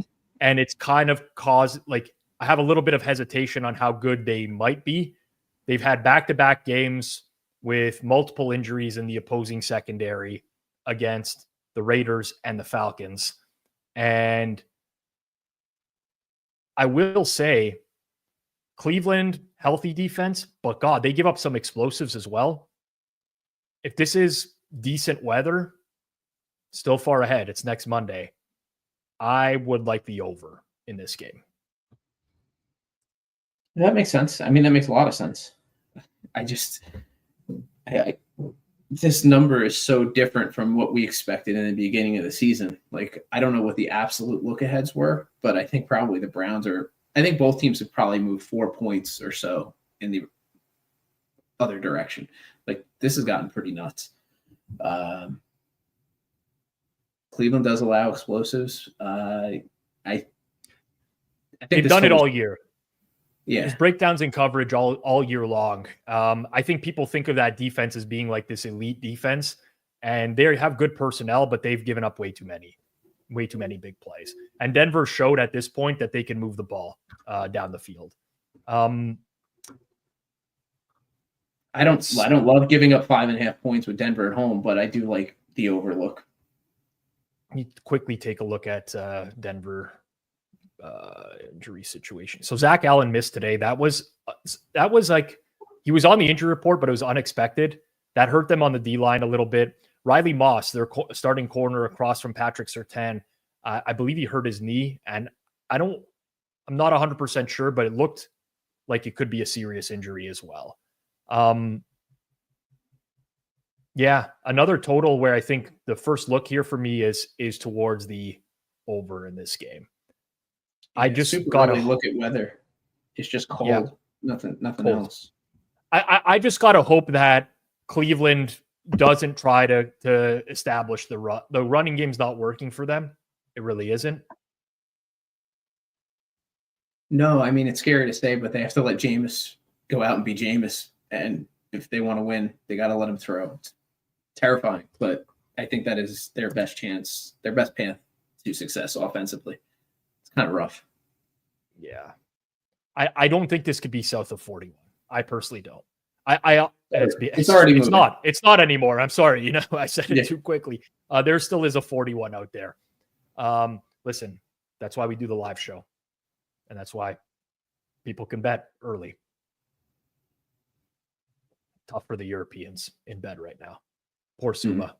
Gonna wake up and see the board destroyed. All right. Nice That's run. it. Saquon's back in. Yeah. He is there. Do we want to go back to any of the ones that we skipped? Well, of note, since we talked earlier, money showed for the Giants at Fanduel down to 3.5. So that Cowboys 4.5 is gone. That was a bit of an off-market price, so I understand that. We've seen on sides, I don't think we've seen much other money show. Most of the 6s are now gone on Tennessee. There's a couple that are still out there, but most of those are gone. Did get this movement around 2.5. Yeah. Falcons still moved up in places. Like the Cincy game, it's one of those where I think I will have that as a valuable number, but I'm not sure the market will necessarily. So it's not something that I would advise you need to go out and play at this point. Yeah. To me, this is probably the best look is Broncos team total over 23.5. If you don't want to play the full game over, I do like that offense quite a bit right now. Peyton is starting to cook with a quarterback that he trusts. So yeah, Knicks has a good rapport with Cortland Sutton too. Yeah, actually made him kind of useful. The 2 games that we skipped were Rams at Saints. Obviously, Rams in action right now. Will have some sort of impact on that game. Saints are pretty much healthy. I think they're going to get their center Eric McCoy back. Rams, we'll see what comes out of this game today. I would expect, listen, I'm not even going to pull up the odds screen yet, but I would expect something like Rams just under a field goal on the road would be my first thought. That's where it is in other places. 2.5 flat or minus 110.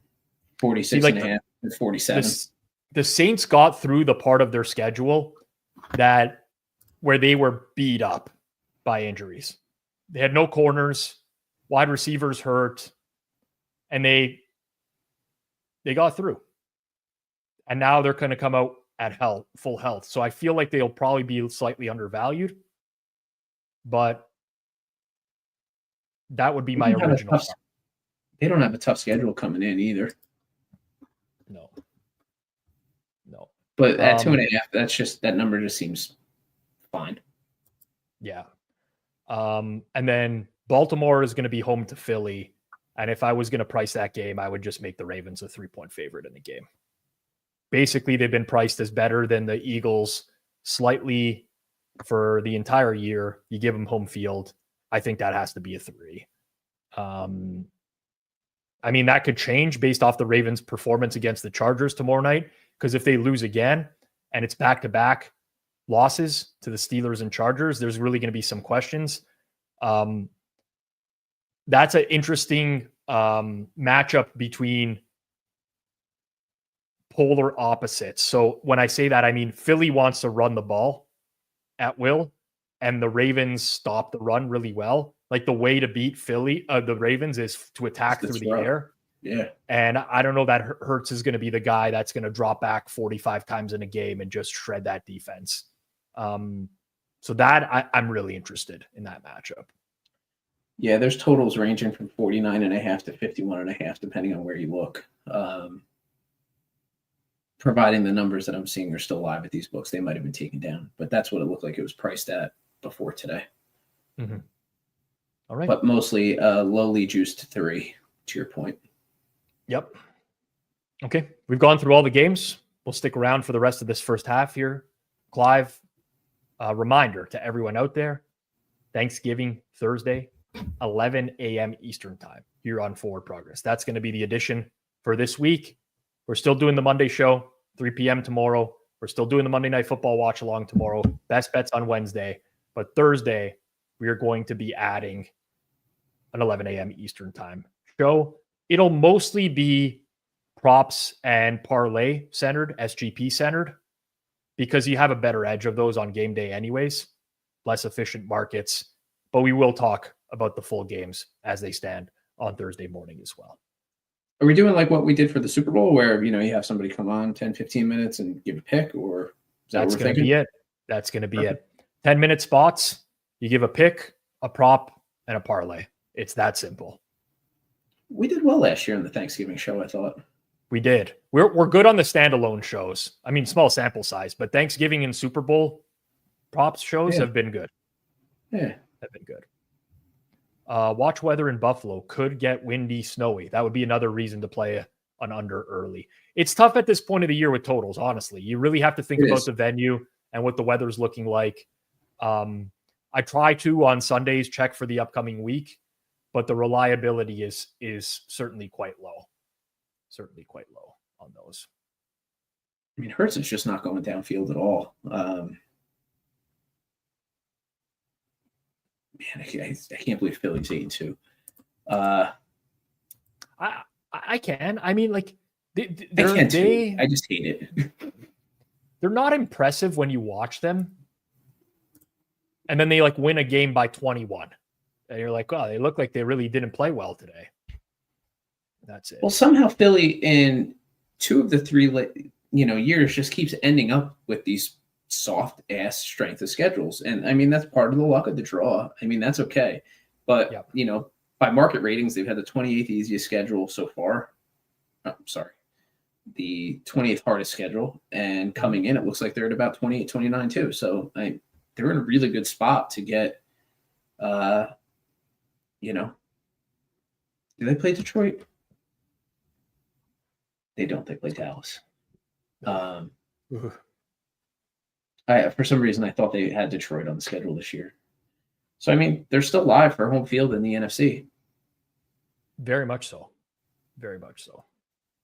Do you have any bigger futures for either Super Bowl or conferences or anything?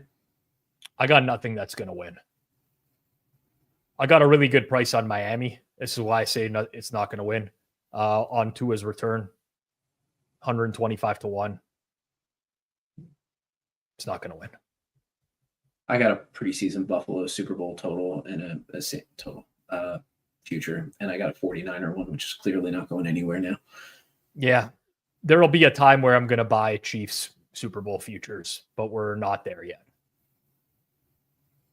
There'll be a time where I'm going to do that. I just feel like it's completely different offense in the playoffs. It is. You get the good plays from Andy Reid.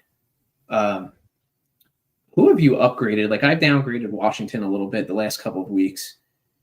I have upgraded Denver, but so has the market. I've upgraded Tennessee faster than the market. Any other teams that you've kind of moved a little bit more? I mean, we're both higher on the Denver offense than the market was. I think that's kind of starting to catch up a little bit. Anything else? I mean, listen, I've upgraded Carolina quite a bit because they were at historically bad levels and now they're not. I would say Denver would be another. Again, it's really challenging because they've put in really good statistical performances, but how much of that has been favorable matchups? I want to say like it's a little bit of column A, a little bit of column B, but nothing crazy. KC downgraded a little bit, nothing crazy. Las Vegas downgraded a little bit. Just going through here. I mean, I don't see anything super. I mean, the Jets have been the team that's been downgraded the most by me in the last few weeks. Mm-hmm. Seattle upgraded based off of being healthy. Tampa Bay, same thing. I think like most, it's a combination of health with the actual performance on the field for a lot of these. I can't seem to get where the market's at on Green Bay yet. I'm not in on Green Bay yet. I'm going to tell you that. Yeah, I'm not Green Bay reminds me a little bit of being the Houston of the NFC right now. Yes, I could see not in like Houston's got a better defense, or I'm just talking generally a team that I think is still viewed as being fairly good that is not. He did not hold it. Yeah. Wow. Did he not take like 4 steps with it there? because his back was to us, I don't know what happened, or the back was to the camera. 1, 2. I don't think it's good. I think it's incomplete. Can we talk about how these guys who have their backs to the field are just getting absolutely blasted? Like, how is this what we've come up with? How is there not more space? It's true.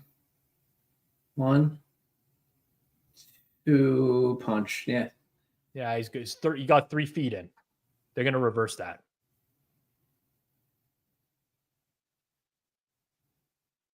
One. Is that a successful 2, football move? 3. Yeah. Yeah, that's got to get overturned. That's got to get. They're going to take an hour and a half on that. Did they bring in one of the referees on the stream yet? No, I haven't seen. That's got to be good, especially when it's slowed down like that. It's got to be good.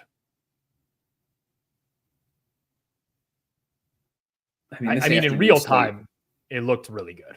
In real time, it did. Yeah, the football move. I still don't know how they define that yet. In all honesty, that's a tough one. How many players have catches in this game, off the top of your head? If I had to guess, 5 or 6. It feels like it hasn't been. It's 7. When did Jahan Dotson catch a ball for 4 yards? I missed that one. I was going to say 6 off the top of my head. I don't remember seeing that.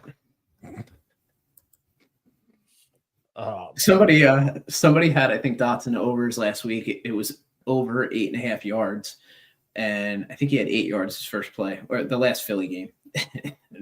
Wide open drop and then nothing. For some reason, I do remember that.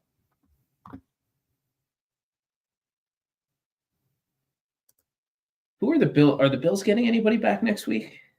Yeah. I would say Kincaid, Coleman, Spencer Brown are all greater than 50%. All greater than 50%. I do love that we have the buys are gone now. Like today, the late. No, there's week 14. Week 14. Yeah. There it is. Ravens and Colts. There's 6 teams on the bye. There's 6? Oh, wow. Ravens, Texans, Patriots, Commanders, Colts, Broncos. Damn. Well, at least we got next week. We got everyone in action. I love the chaos weeks. Love that. I mean, I didn't think the Thanksgiving Day games were going to be good, but damn, the Giants Cowboys. I was hoping we would get one good team out of there. Don't you like this? Don't you like this better? Seriously, I as a touchdown. Okay. Giants Cowboys. I prefer this where it's like a 3.5 point spread with 2 shit teams than I would if like when the Cowboys went to the Giants on Thursday Night Football, they were like 5.5 point favorites, right? In that game, they would definitely be above with Dak in this situation. They're above a touchdown. There's potential for blowout. I mean, there still is potential for blowout regardless, but I kind of like the idea of Cooper Rush versus Tommy DeVito. I mean, this just gives like arena football vibes. Like, yeah, it does. It does. But I wish it was like offensive.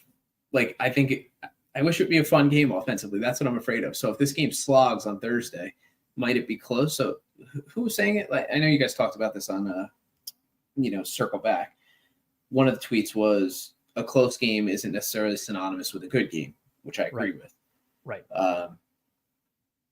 This has that kind of potential to me. Although the endings to the 1 o'clock games today were bangers, but the 4 o'clock window then pretty much sucked. The end of 1 o'clock was nuts for me on just a human level. The amount of violent swings I had at the end of 1 o'clock today, like nowadays it's not. 3 or 4 years ago, I was just betting sides and totals basically. Now I got like a million props involved. I got alternate props. I got SGPs. I got so much going on in real time. The swings today was the craziest end to 1 o'clock that I can remember from a betting perspective for me. When you consider everything that I was cheering for, just nuts. Yeah, I went from a day that could have been, I think, really, really good to a day that turned out to be okay. But it could have been worse if the Vikings didn't at least salvage a push out of that game. That game was like, what the fuck? Come on. Yeah, I kind of died a little bit inside when I saw Sam Darnold like kneel it out at the 9 there. Just like center it for the field goal kicker. Because I really wanted that to cover. I wanted that to cover. I mean, yeah, I'm with you. Like, it feels like it's a shitty feeling when it feels like the missed extra points and the 2-point conversions are often going against you as opposed to going in your favor when you need them to not convert.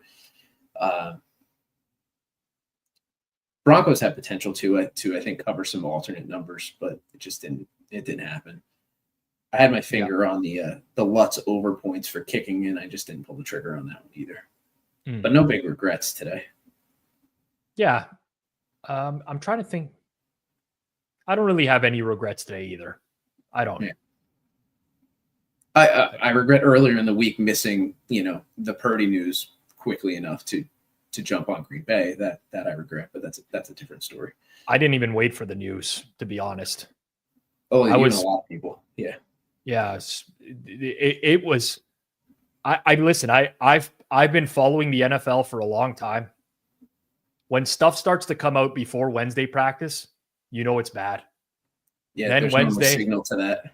Yeah, quarterback's just doing a walkthrough. That's a problem. Thursday, as soon as Purdy didn't show up at that podium for the presser after the game, that was already when I was going. Yeah, I was going to town, and I was going to town like alts, big alts. I wasn't putting Packers in teasers. That wasn't my initial reaction. It's like, oh, let's play the safest. Let's cross this through 0 and play a teaser. No. Yeah, that was my main miss of the week. Mm-hmm. Can we get Francesco Greco's Thanksgiving bed? I don't think we want to do that. That's not going to go well. No one's going to enjoy that. No one will enjoy that. Trying to think of other things that I might like coming up for this week where some alts could be fun. I love this. So many regrets today. Oh, man. I need a good first touchdown scorer this week. Maybe that'll be what I look to try and find for the nails for Thursday. Mm-hmm. Tell him to record it so you can play it. Have you guys ever watched these Francesco Greco recordings? He's just yelling into. I don't know why anybody wants this. Yeah, I don't get it.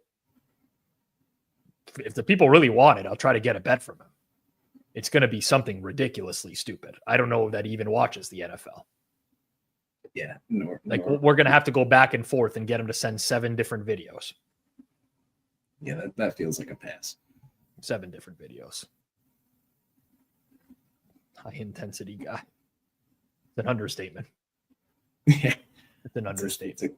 That's a good read. That's a really good read. All right. What did you guys do for this game for an SGP or PGP?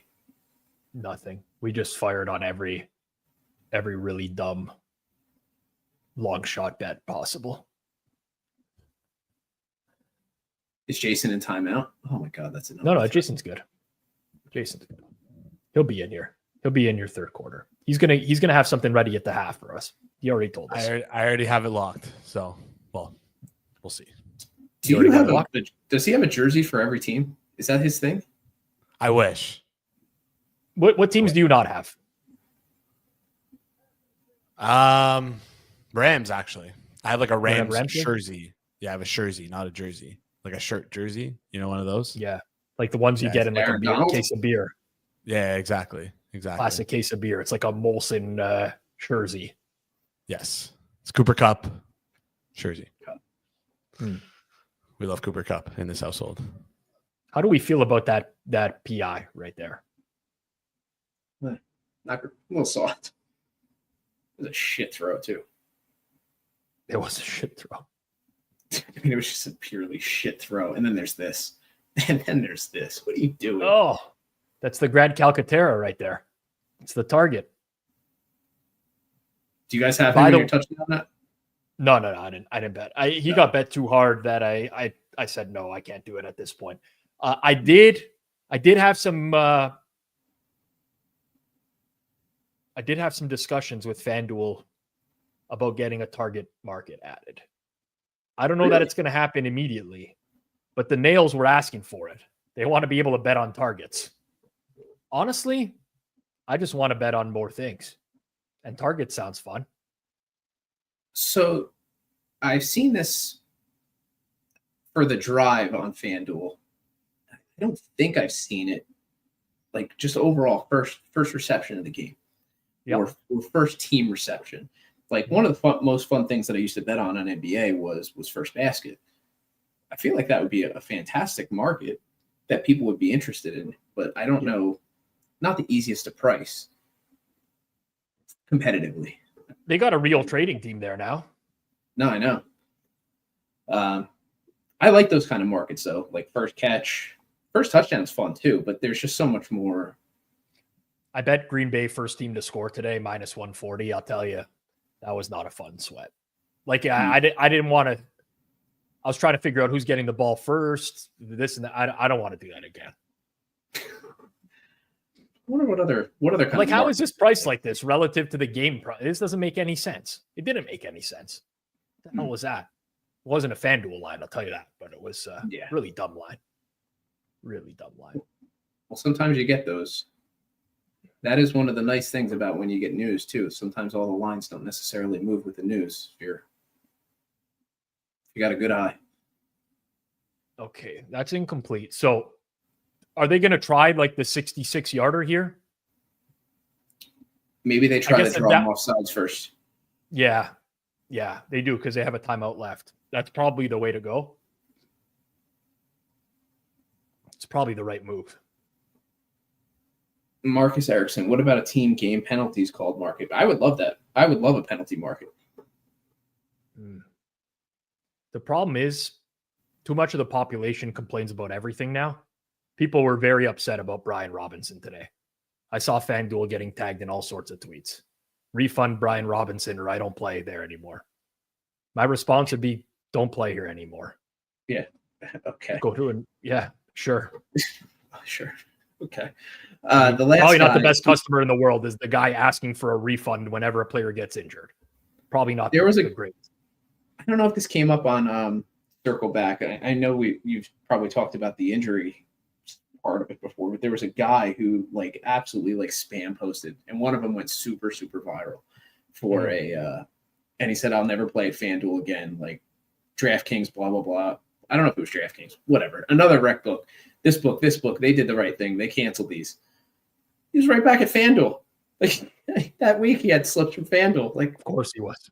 Just shut the fuck up. And just like no, but these people think that it's like an effort from the sports books to screw. They're like, oh, guess Brian Robinson came back in the game so that they could get his like 1 second half carry and all the sports books could clean up. It's like, no, probably just came back in the game to test if it was good, if he was good or not. It's usually what happens.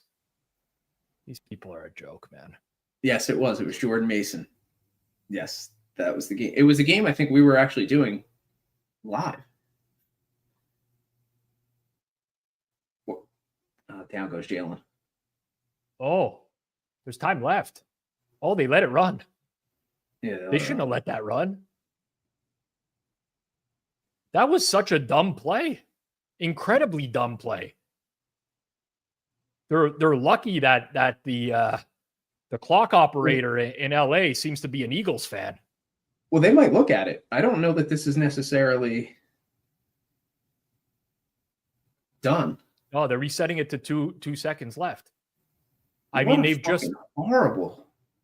They've just given the Rams a Hail Mary for nothing or a 65-yard attempt. Yeah. The fuck are we doing? Like, if you're gonna run a play, you can't. Oh, Jesus.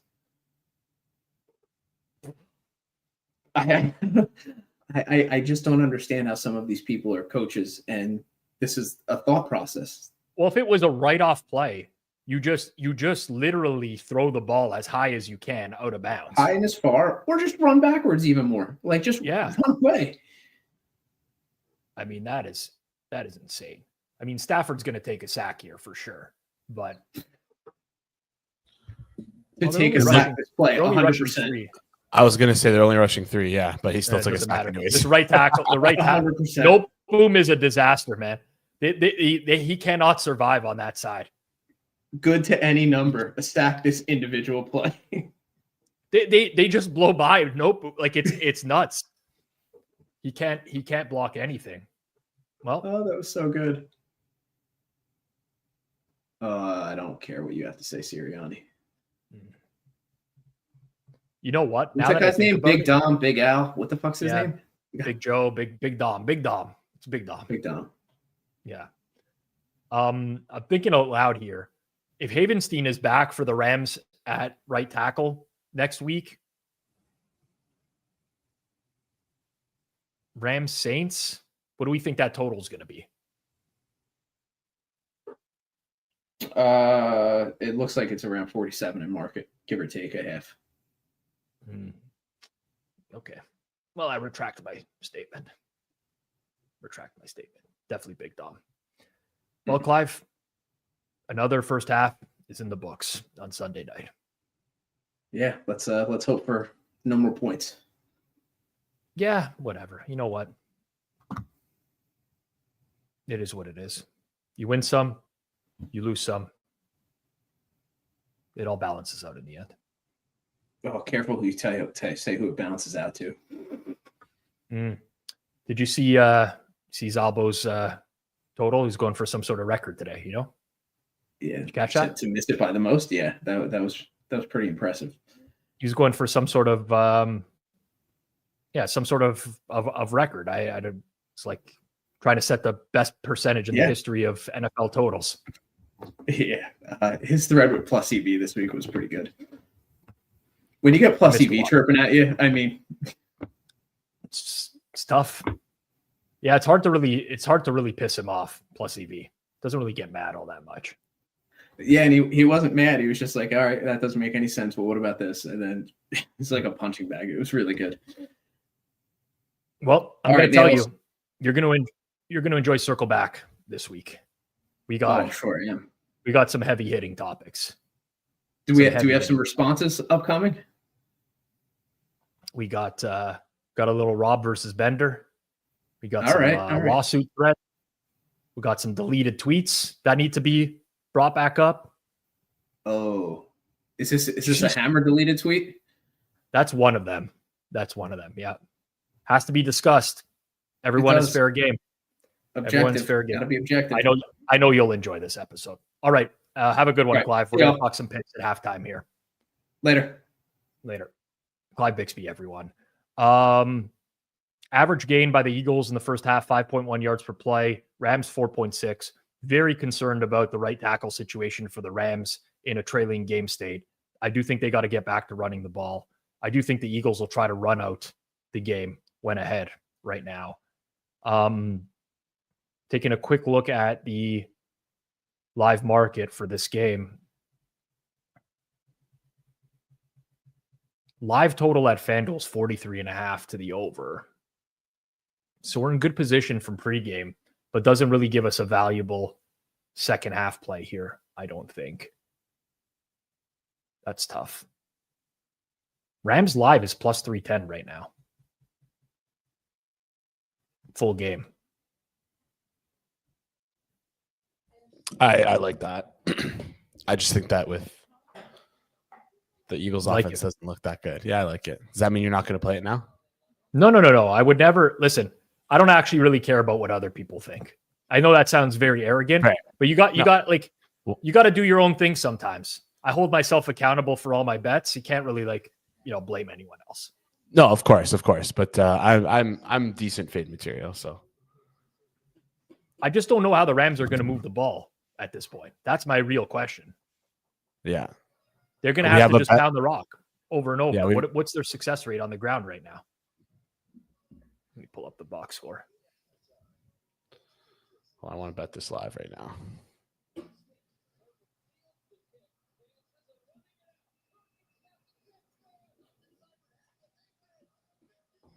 It's only like it's a 1-score game. I'm not blind. I'm aware of what's happening. I'm watching the game, but that doesn't mean Are you getting mocked? Yeah, someone said Jason decides to be blind when watching Saquon run for days and Stafford getting sandwiched.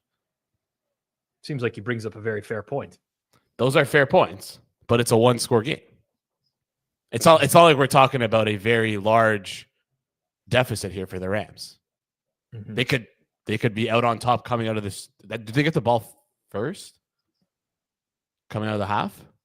First possession of the game was the Rams because they had the fumble. Yes. They went down the whole field and fumbled. I mean, look at the Rams. 4 possessions in the second quarter were punt, end of half. They went 3 plays, 6 yards. So 3 and out, 3 and out, 3 and out, 1 and out. The Eagles have actually sustained some offense. I'm just a believer in this Rams team. I don't know. All right. I'm a fan of them. Give me a parlay that we can bet. I'll tail this one. No matter what it is, no matter how much I hate it, and I know I will. But you know what? You have a track record of giving out one winner on this show and then talking about it for 6 straight weeks. So correct. I'm just a chill guy who loses his parlays. What is? Can you talk to me about that meme? Tell me the origin. I see it everywhere now. I feel like an old idiot. Do you want to know like the actual origin of like where it came from and how it's like? So it's like an artist like just made it. And like first, I want to know the parlay because we have limited time on the parlay. Yes. Then I need to know the origin of the chill guy. Okay. So yeah. Fair enough. So we'll do punt puka. Okay. Because it punt puka sounds fun. Triple P. P. Punt puka. I can get behind that. Actually, wait, is Nakua hurt? Someone just asked. I didn't see him get hurt. Pause. Let me check my injury bot really quickly. Just make sure he's not. Did anyone else? My injury bot doesn't have anything on Nakua. Okay, but that doesn't mean it's. I don't see anything either. Oh, he's looking for his alt total. I see, and it's not on Fanduel. Okay, interesting. All right. Aaron says, "Are we taking Rams?" I'm not taking Rams money. I took it. Jason already. You do with that. You do with that whatever you want to do. 310 is a good price. 320. If you like it at 310, you'll like it at 320. What I meant to say is relative to the rest of the market. Yeah.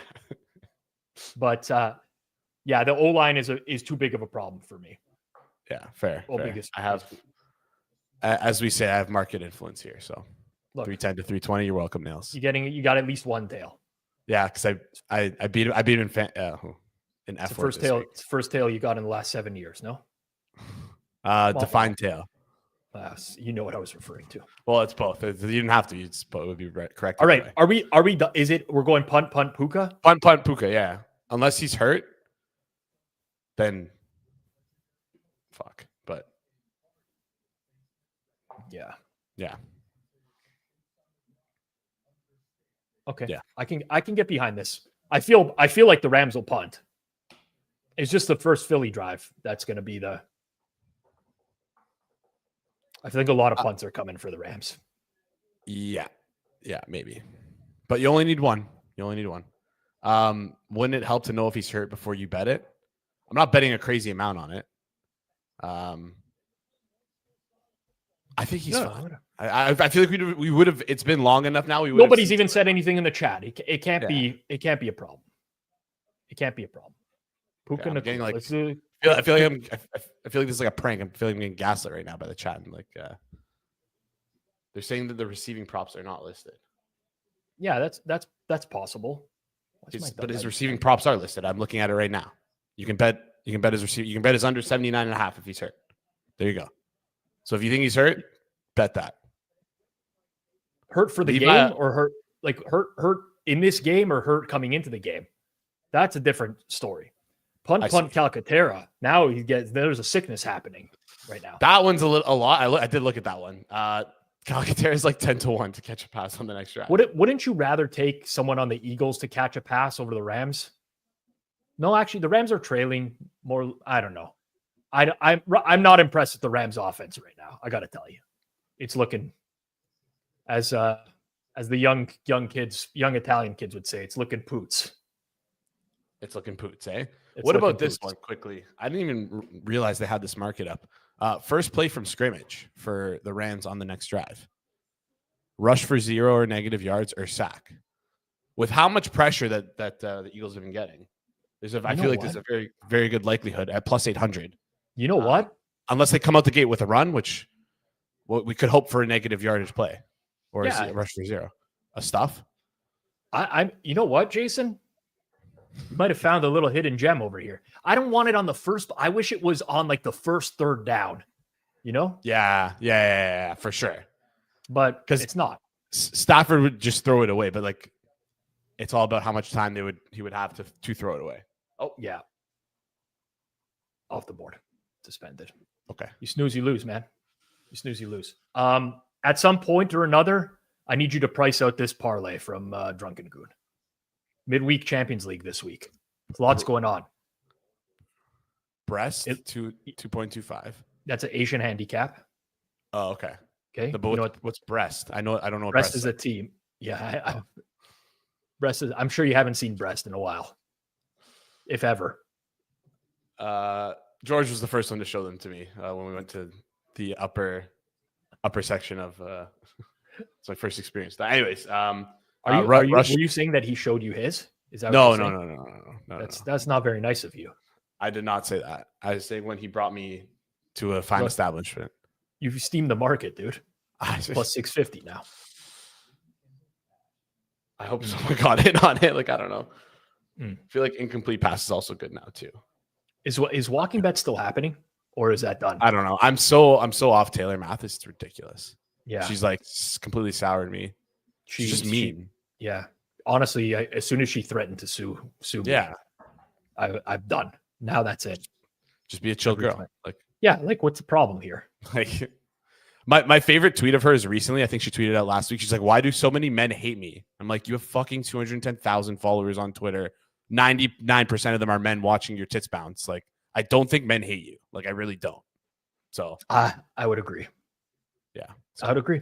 She pulled a big heel turn. She pulled a big heel turn, and now she's pretending like it didn't happen. Exactly, and she's trying to be a face. She's trying to be a face. Yeah, own it, right? Own it. Like, yeah. And by the way, now I'm sidetracked here. That's all good. When we discussed this on Circle Back, I thought I was very respectful.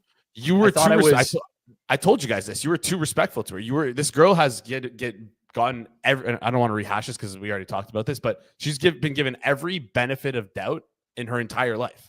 Like, she's been given this like she has a gift. I'll say it, right? She has a gift, right? She was gifted great things, and then feels like everyone will just give her the benefit of the doubt because she is a hot girl. That's it.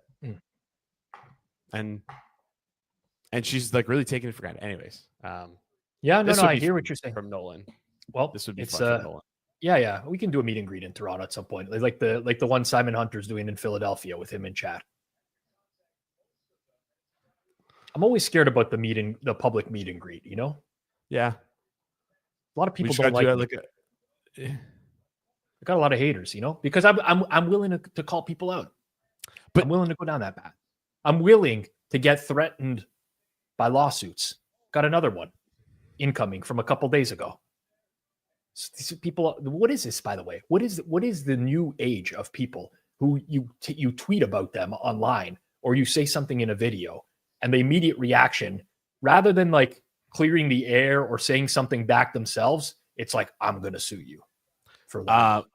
I think they feel like it's an opportunity to make money, but then they probably pay a lawyer to look at it. And then the lawyer's like, you're an idiot. You just paid me to look at nothing.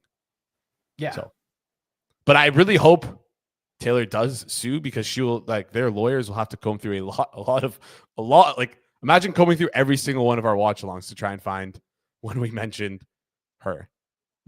It's week 12. We do 3 of them a week. 9 hours a week. A lot of hours. Yep. I'm with you. You should go to meet Chad and Simon. Unfortunately, the meet and greet is on December 12th, which happens to be my birthday, but also my moving day. So it's a double whammy. You're actually doing the stream that night, Jason, December 12th. I don't know if Moreno hooked you up on that one. It's Thursday, December 12th. Wasn't told. You don't have anything.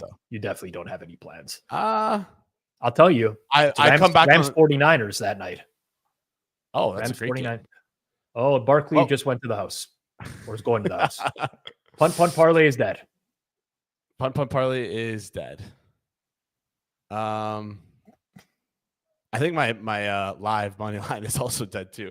Well, listen, if you like the Rams at plus 310, you're gonna love them at plus 630. You're gonna love them. Did you guess the number? Or did you make it up? No, I see it in front of me right now. Yep. Saquon's a good, who would have thought Saquon? It's like the year of the old RB. It's crazy. Yeah.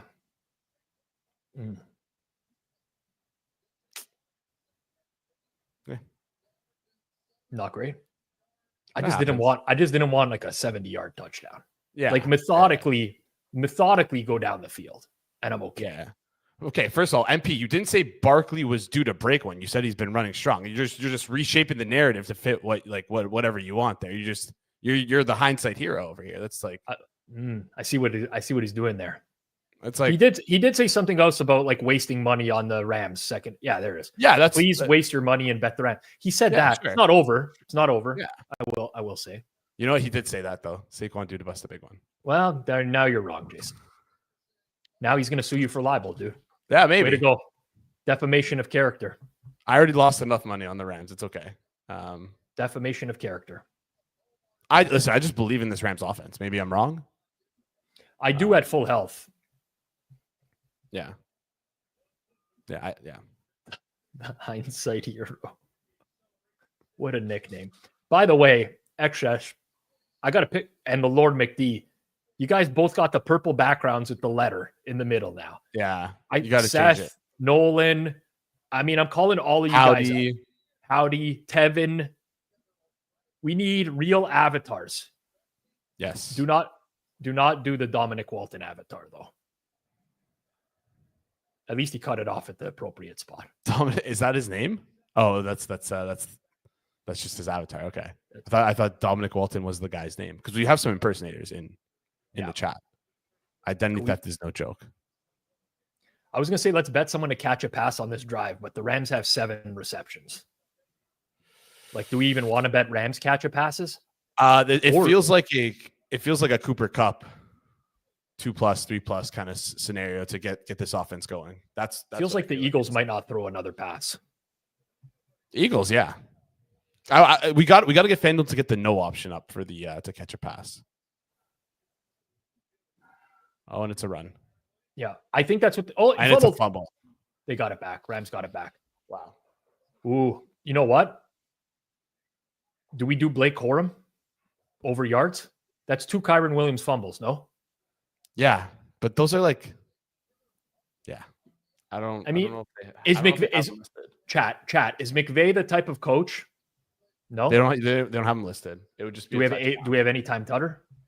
Yeah, it's 15-1 anytime. Feels like it should be better. Feels like it should be better. And I don't think McVay is the type. Yeah. He just got, yeah. This question from Kyle. Is the live line weighted with expected action at all? For example, if more people tend to bet the underdog to come back, would that be reflected in the line and try to balance it? So I would say that the VIG is not distributed evenly on both sides in a lot of cases. So if you were running a book and you knew that your people are constantly betting the underdog live, you would distribute all of the VIG towards that side, and maybe the favorite would be a fair price. You actually often see that in live markets where you will often find value betting the favorite. Push off maybe? Hitman's actually pretty good at, I don't want to say he's good at it, but he's very good at like pricing stuff in real time. I'm seeing it's like on the favorites. Yeah. He tends to find, like when he comes on here, he tends to find value. Yeah, you don't have to blow smoke up his ass. It's okay. He already likes you. You don't have to say so. He helped me out so much on the stream last on Thursday. He gave out a Jameis. I don't know if you were watching the Jameis when he gave out the Jameis Winston over 5.5. I got that at plus 160. I over leveraged on that, and when it didn't hit originally, I was like, I trust Hitman. It's okay, it happens. And then he ended up getting the 7 yards. It was good. Of course he did. Fourth quarter, we're joined by Austin Mock tonight. So you guys only have to wait 13 more minutes of game time for Jason to get off the screen. Don't worry, that's going to be the case. Are we still doing the donation thing or no? For you to get off screen? People could donate at any time. I need to know if this is the real Kyle Kerms. This is what I need to know. I can check right now. Is it the real Sauce? Because me and Sauce, we didn't leave off on good terms. I feel badly about that. Like he thinks I was just like blowing smoke up his ass. Like I told him I was going to have him on Circles Off at one point. We could talk about it, but he didn't give me the chance to. Like we were booked like 3 to 4 months in advance for a lot of the Circles Off stuff. So I was going to reach out, but he just fucking roasted me one day. You know, that was tough for me. That was tough. I don't understand why he just started going after you. That was weird. That was tough, man. It seems like it is the real Kyle Kerms. Sauce. Come on. It is the real Kyle Kerms. We need to bury the hatchet with the Sauce. It's got to happen.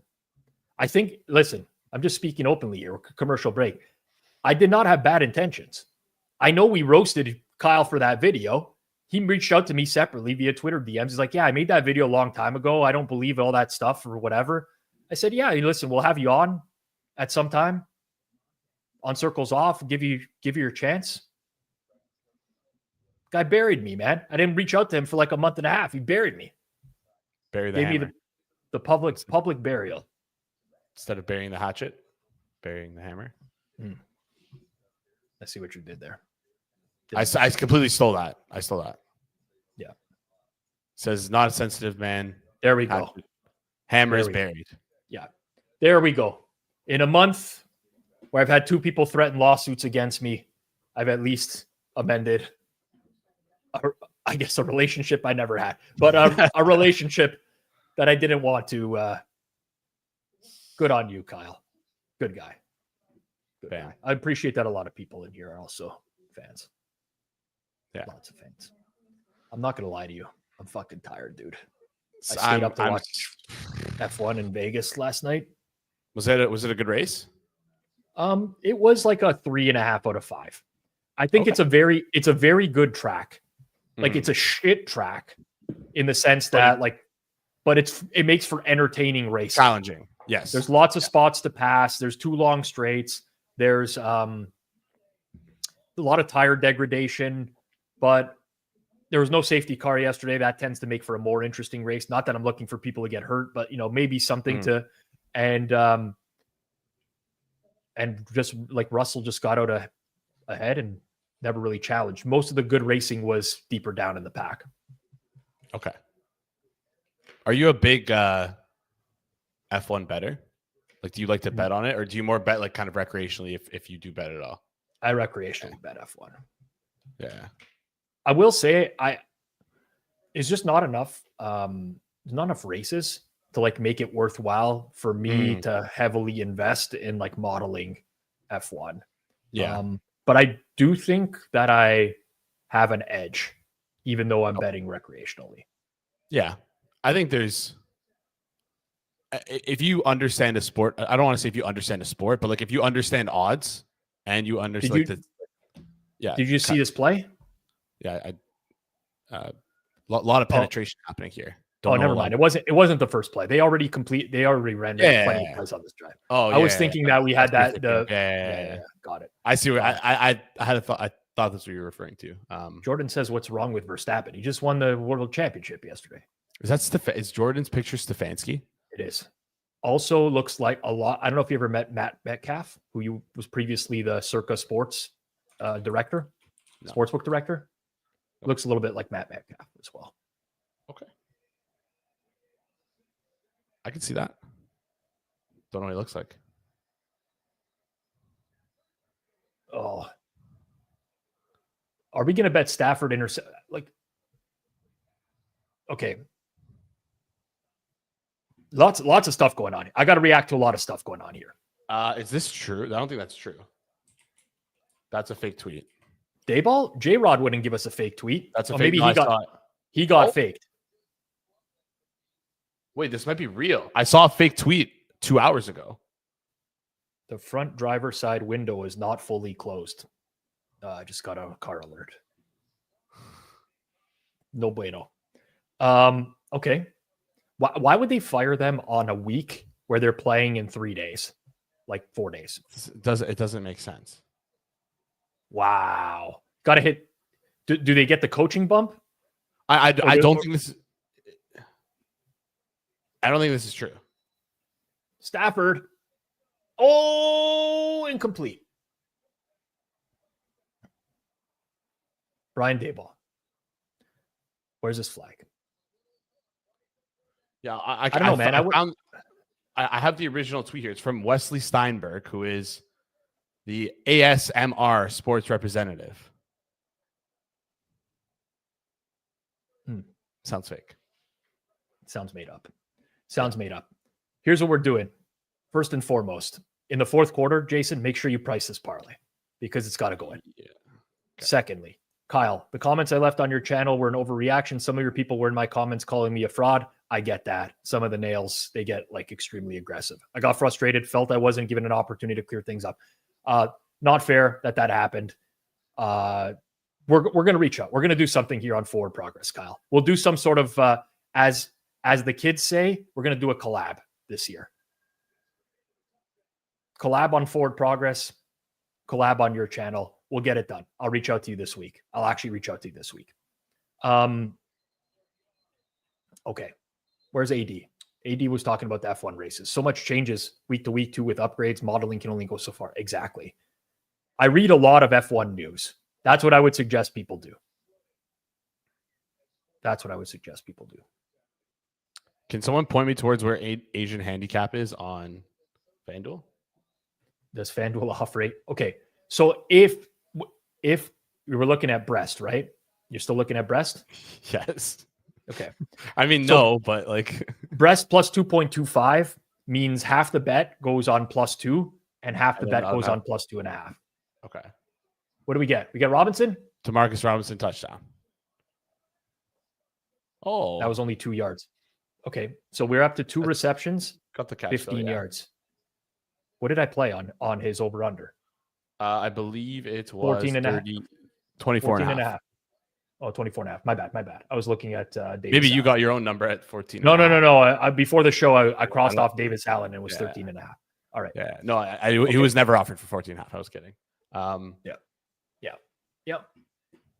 Maybe since we have a break here, someone can guide me through this because I'm blind. Maybe they don't offer Asian handicap. Maybe you got to pivot. Be a little bit smarter. There's a spread. There's got to be a spread somewhere here. I see a total. I don't see like a spread. 2-way spread home team. Nope. I don't know. That's close to it. Man, someone guide this guy. Someone send help, please. Caustic figured it out already. Thank you, Caustic. The Caustic figured it out. Well, Jesus. I think that's not on FanDuel. No. No Asian on lines. FanDuel. There we go. Asian. Okay, sorry. I tried. Only Americans. The effort was there. North Americans. FanDuel. Yes. Why is it called an Asian handicap, by the way? I assume that it's prominent bet type in Asia. Like that's a common sense answer. That's probably what should have immediately come into your head.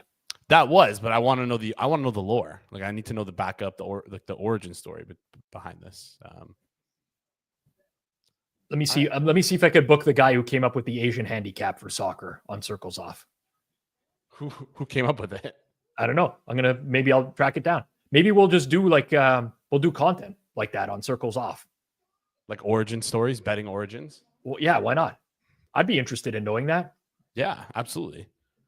The Asian handicap format was popularized in Indonesia and other parts of Asia during the 1990s. No shit. Was that not what I said? Yeah, but not what I said. What if it was popularized? Asian bookmakers and betting enthusiasts adopted this format as a way to make soccer betting more exciting and balanced. How do we know it's Okay. not made by like a guy named David the Asian, and then that's why it's called the Asian handicap? That's like that was a possibility. No, I know, but that could have been a possibility. Think probabilistically. Yeah. Well, I feel like it's 50-50. It's definitely not. Blue Jays, who's not a fan of Jason, says, how quickly will OddsJam get you, Mr. Limited? I assume he says limited. Okay, so OddsJam is a service that I would not recommend to other people, not because you won't win, but because so many people are betting it in mass nowadays that you're going to lose accounts. That's just naturally what's going to happen. When you have so many people piling in on the same off-market price, because that's what OddsJam is doing, it's top-down betting, you're basically fucked at that point. So I would recommend you just figure out ways to top-down bet yourself so that you're not betting at the exact same time as everyone else. That's my opinion there. That's my opinion there. It's coming around on you, man. Why are you laughing at that? No, I'm showing you some love. Mullet man, I like it. I'll take that. Yeah. I don't know what it is with the producers, and you and Zach both got. You guys are both rocking the mullets. It's the thing now. It's what the kids wear on their head. It's the mullets. Can you go back to the meme? Yes, the chill meme. Yeah, I didn't get the explanation there. So, what do you want to know about it? I feel like it's pretty self-explanatory. What was the origination? But like, where did that originate from? Is what I don't understand that. A cartoon artist just drew a picture of this guy, and I'm pretty sure what happened was that there's a conspiracy going on with this. Actually, people are saying that it's an inside job. It's like a plant. Do you know what a plant is? Have you ever heard of the term of a plant in like the music industry? Yep. They're saying that chill guy meme is a plant. Okay. That it's like being promoted by Twitter because the people who are invested have ties to promoting stuff on Twitter are invested in it. I don't fucking know. I don't know. Yeah. Basically, someone just stole this guy's picture, made a meme coin out of it, and then that meme coin those people started advertising just the chill guy meme everywhere. And then it just took over as a meme. Like, I like it because I feel like it's very, very relatable. No? Just a chill guy. Sure, I get that. I just didn't know where it started. Also didn't need a 75-second explanation. Was looking for more in the 15 to 20-second range. Okay. You gave a lot of information that was unnecessary. Yes. In my opinion. There's a lot going on here with the chill. There's a lot going on, though. The multiple layers. This guy has no clue. You've just confused people even more. Listen, when you're chronically online, you get it, but okay. I'm interested in this idea, but I need Jay to flesh it out a little bit more. Circles off conspiracy theory episode, because we did in the very early days of BetStamp. I had Zach do a series on conspiracy theories in sports. Like Michael Phelps didn't touch the line. He didn't actually win the gold. That's like a conspiracy theory type of situation. But he did win. I know he did win, but if you actually look very closely at like the underwater views, it looks like he was beat to the line, and there maybe it was like the pressure of the water on his push that caused. There's like stuff like that. I'm not saying this is true, by the way, people. But I generally think that for the algorithm, conspiracy theories are good. I think they're good. I like them in general. I'm pro conspiracy theories. I love conspiracy. I look into them a lot. I don't believe most of them, but I like to dig deep. Part of the fun is like suspending disbelief for a second and just like getting wrapped up in it and seeing like, okay, I could see how someone might think that this might be a thing. Mm-hmm. There's some good conspiracies out there that are like, you know what? How about a Vegas called it in segment? Like a daily Vegas called it in. I'm starting to think I should spend all of December running my Twitter account like a modern day content creator. How would you feel about that? It's your Twitter account. You do whatever you want. I'm not going to tell you how to run your account. I support you either way. I gotta tell people beforehand that it's a joke. Like I'll tweet out that I'm gonna run this as, but like getting the lab, some nukes, bunch of videos of me at home, putting together parlays and stuff like that.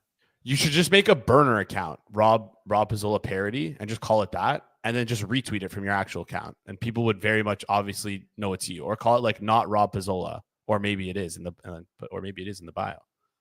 Seems like a lot of work. Yeah, it was your idea. It was your idea. Mm-hmm. It was your idea. Seems like a lot of work. I was gonna ask you something, but I forgot now. Include a Vegas new button, like the Buffalo Wild Wings button. Vegas new. Oh man. I get too many of those texts from friends. It was with friends I haven't seen in like a couple months now, and they started texting me about football, and they're like, I can't make good TikTok. I need a green screen or something, you know. I can't make good TikToks. I don't want to put in effort.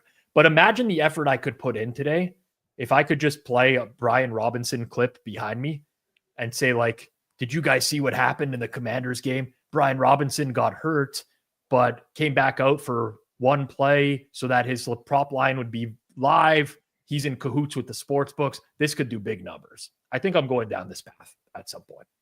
I think that's a good idea if we push people towards the hammer as like a way of almost advertisement, because then you can kind of honey pot people.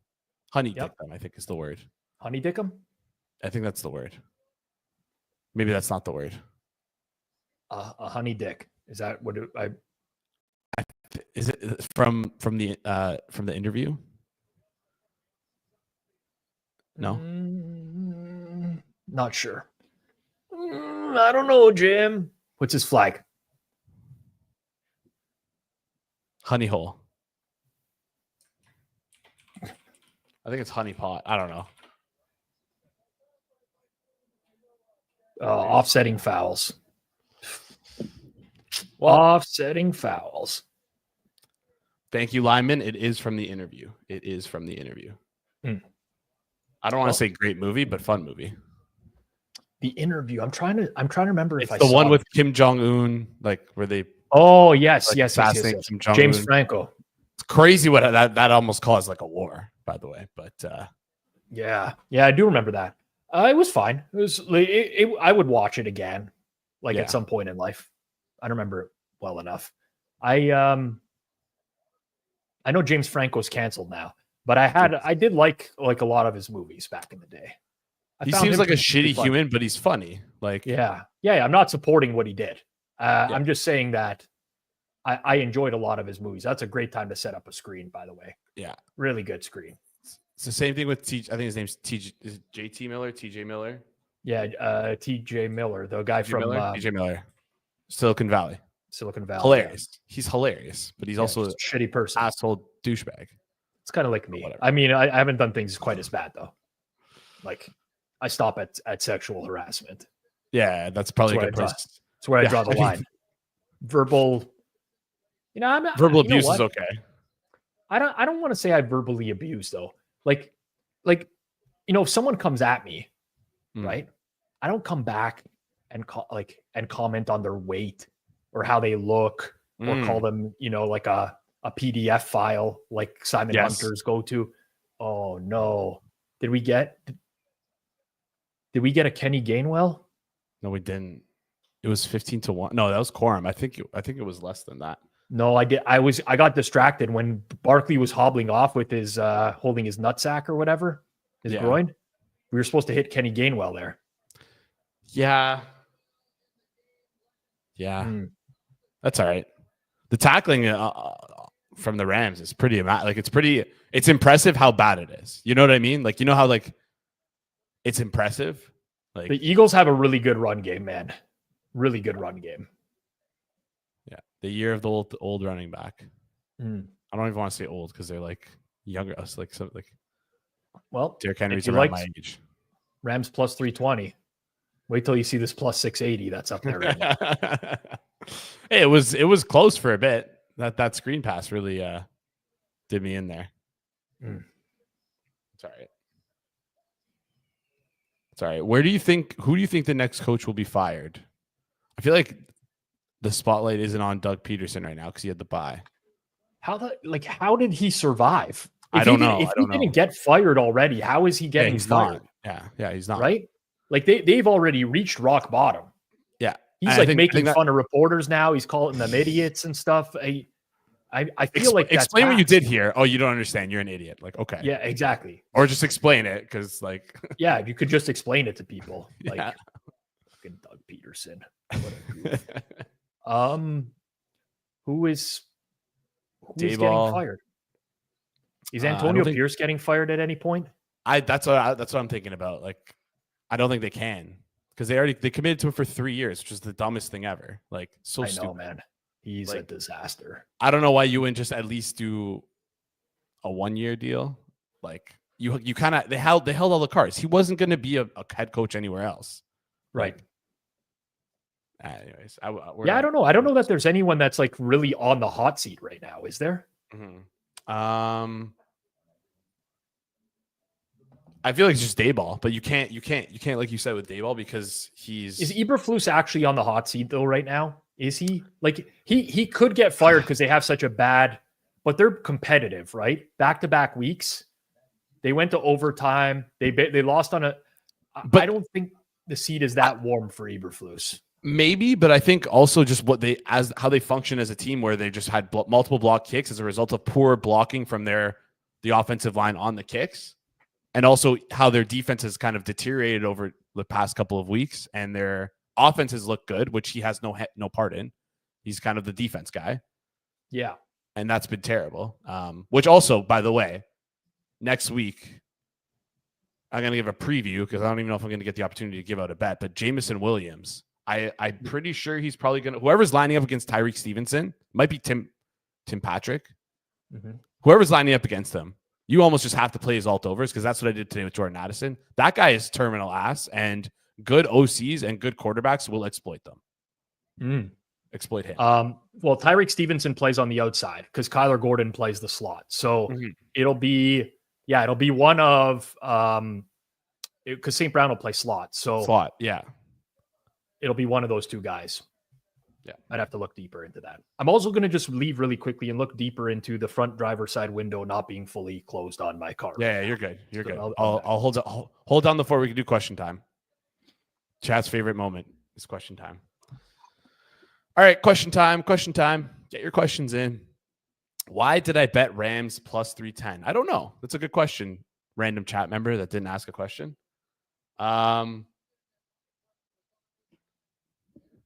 McCarthy has to be next. That could be a good one.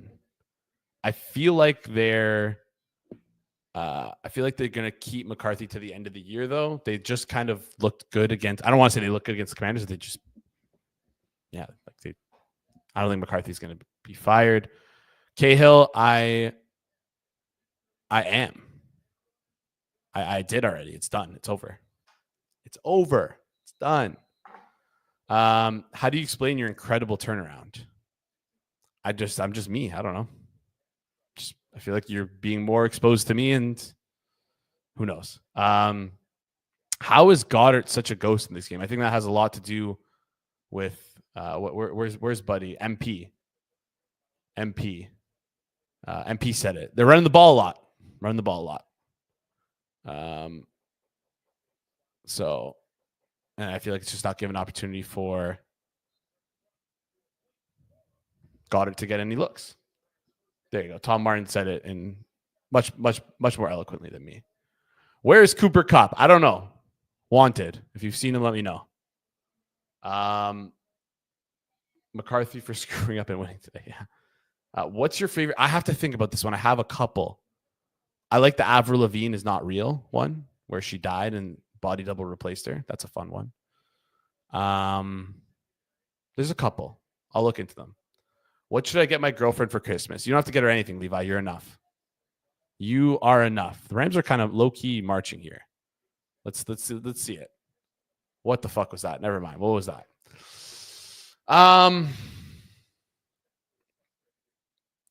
Yes, I'm gonna win. Why would anyone think Tim Hortons is good? CMR, that's a great question. I have a friend who works for Tim Hortons in the corporate side, and I tell him it's terrible every single time. I give him wait time updates whenever I go there. It's honestly not good. It's just there in a pinch. That's all it is. If you're in a pinch, you go to Tim Hortons. Nolan, better bar, Zanzibar or Upper Brass? UB. UB's better. Zanzibar is like older, it feels like. Do I think Trudeau? No, I don't think Trudeau is whatever that is. There's Cooper Cup. There is Cooper Cup. Quorum is in. I like that. I like that. I also like this. Get your girlfriend a PGP for Xmas. That's a great idea. I actually have a friend's birthday coming up. And for his birthday, I'm getting him a framed picture of his bet on the Mike Tyson Jake Paul fight, where he bet on Mike Tyson to bite Jake Paul's dick. He sent me the bet slip, so I'm gonna frame it and give it to him for his birthday. You let me know if that's a good idea, chat. You guys let me know if it's a good idea. Cup hasn't been good in 2+ years. I don't know if that's true. That's true. Are they going to give him that spot? That's like a. I thought they might give him a bad spot here. They're giving him the bad spot the other way. I thought they were going to give him the first down.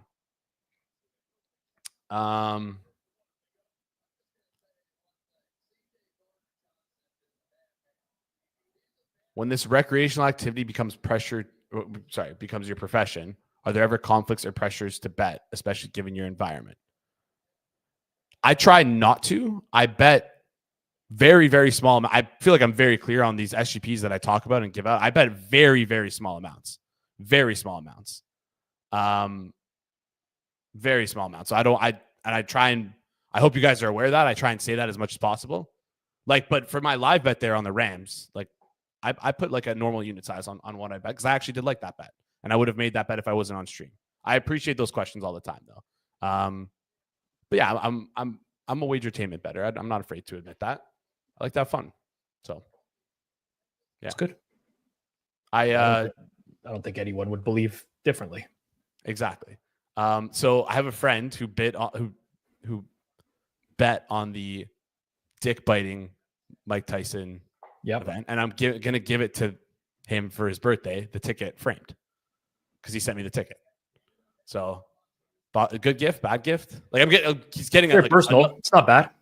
Yeah, it's not a bad gift. Yeah.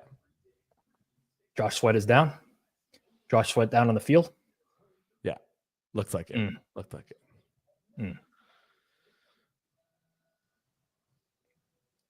Just trying to see what I missed here. What was coming up in conversation? That was just questions. Seemed like that. Just questions. Question time is you miss out on question time. It's sad. I think you would enjoy question time. I think I'll live. Okay. I think I'll live. Okay.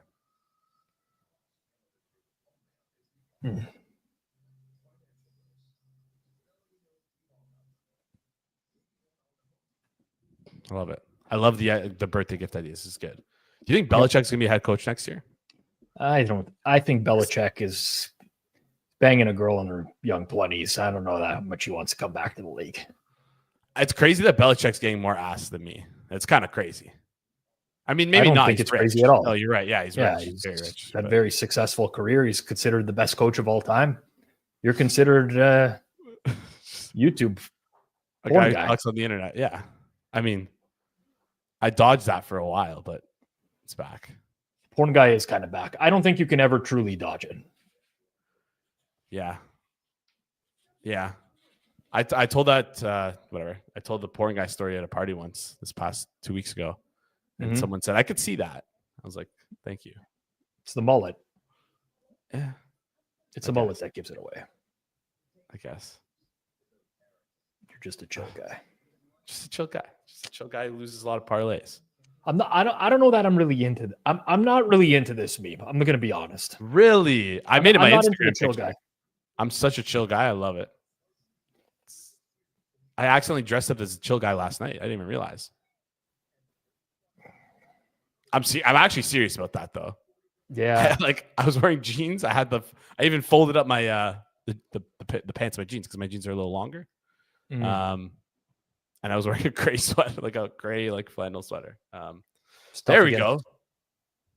I like this. Yeah. Well, it's also, this was a great one right here. Most successful coach versus the third best producer on this channel. It's good. It's good. Oh, man. Hey, you know what? It's better than being last. Hey, Third man. best is better than last. If you're not first, you're last. Sure, but yeah. If you're not first, you're last. Ricky Bobby. That's a great movie, by the way. You use the word great too often. Well, okay, no, but that actually is like a very tight script where there's no kind of boring beats in the movie. It's just go, go, go, and it's constantly hilarious. For a comedy that came out in the mid-2000s where there's a lot of dull moments, but still funny moments in many of those comedy movies, that one is very steady. It's good. It's fine. I was a very, very big Sacha Baron Cohen fan at that time because I loved the Ali G show. I don't know. It was fine. Above average, sure. It's a good comedy. Don't get me wrong. It's a great comedy. It's a great, but it's a great, like, you're not going to go into a comedy movie expecting to see like Citizen Kane. Like, that's not what you're like, that's not what it's there for. No, I know. I'm talking about pure comedy. It was fine. Too much of the racing was like really shit one-liners that weren't too funny, in my opinion. I guess I could see that. I just think it's hilarious when he stabs himself in the leg and he actually feels pain. But anyways, best Will Ferrell movie's got to be Old School. Yeah, I think that's a fair one. Step Brothers has entered overrated territory. Big time. Like, yeah. Another fine comedy. I'd rather watch. Not going out of my way. The first Anchorman was great as well, I would say. Also slightly overrated as well. I think it got worse with like subsequent watches, but the first time was really good. Yeah, I thought. Yeah, I really enjoyed Jack Black punting the dog off the bridge. That was funny.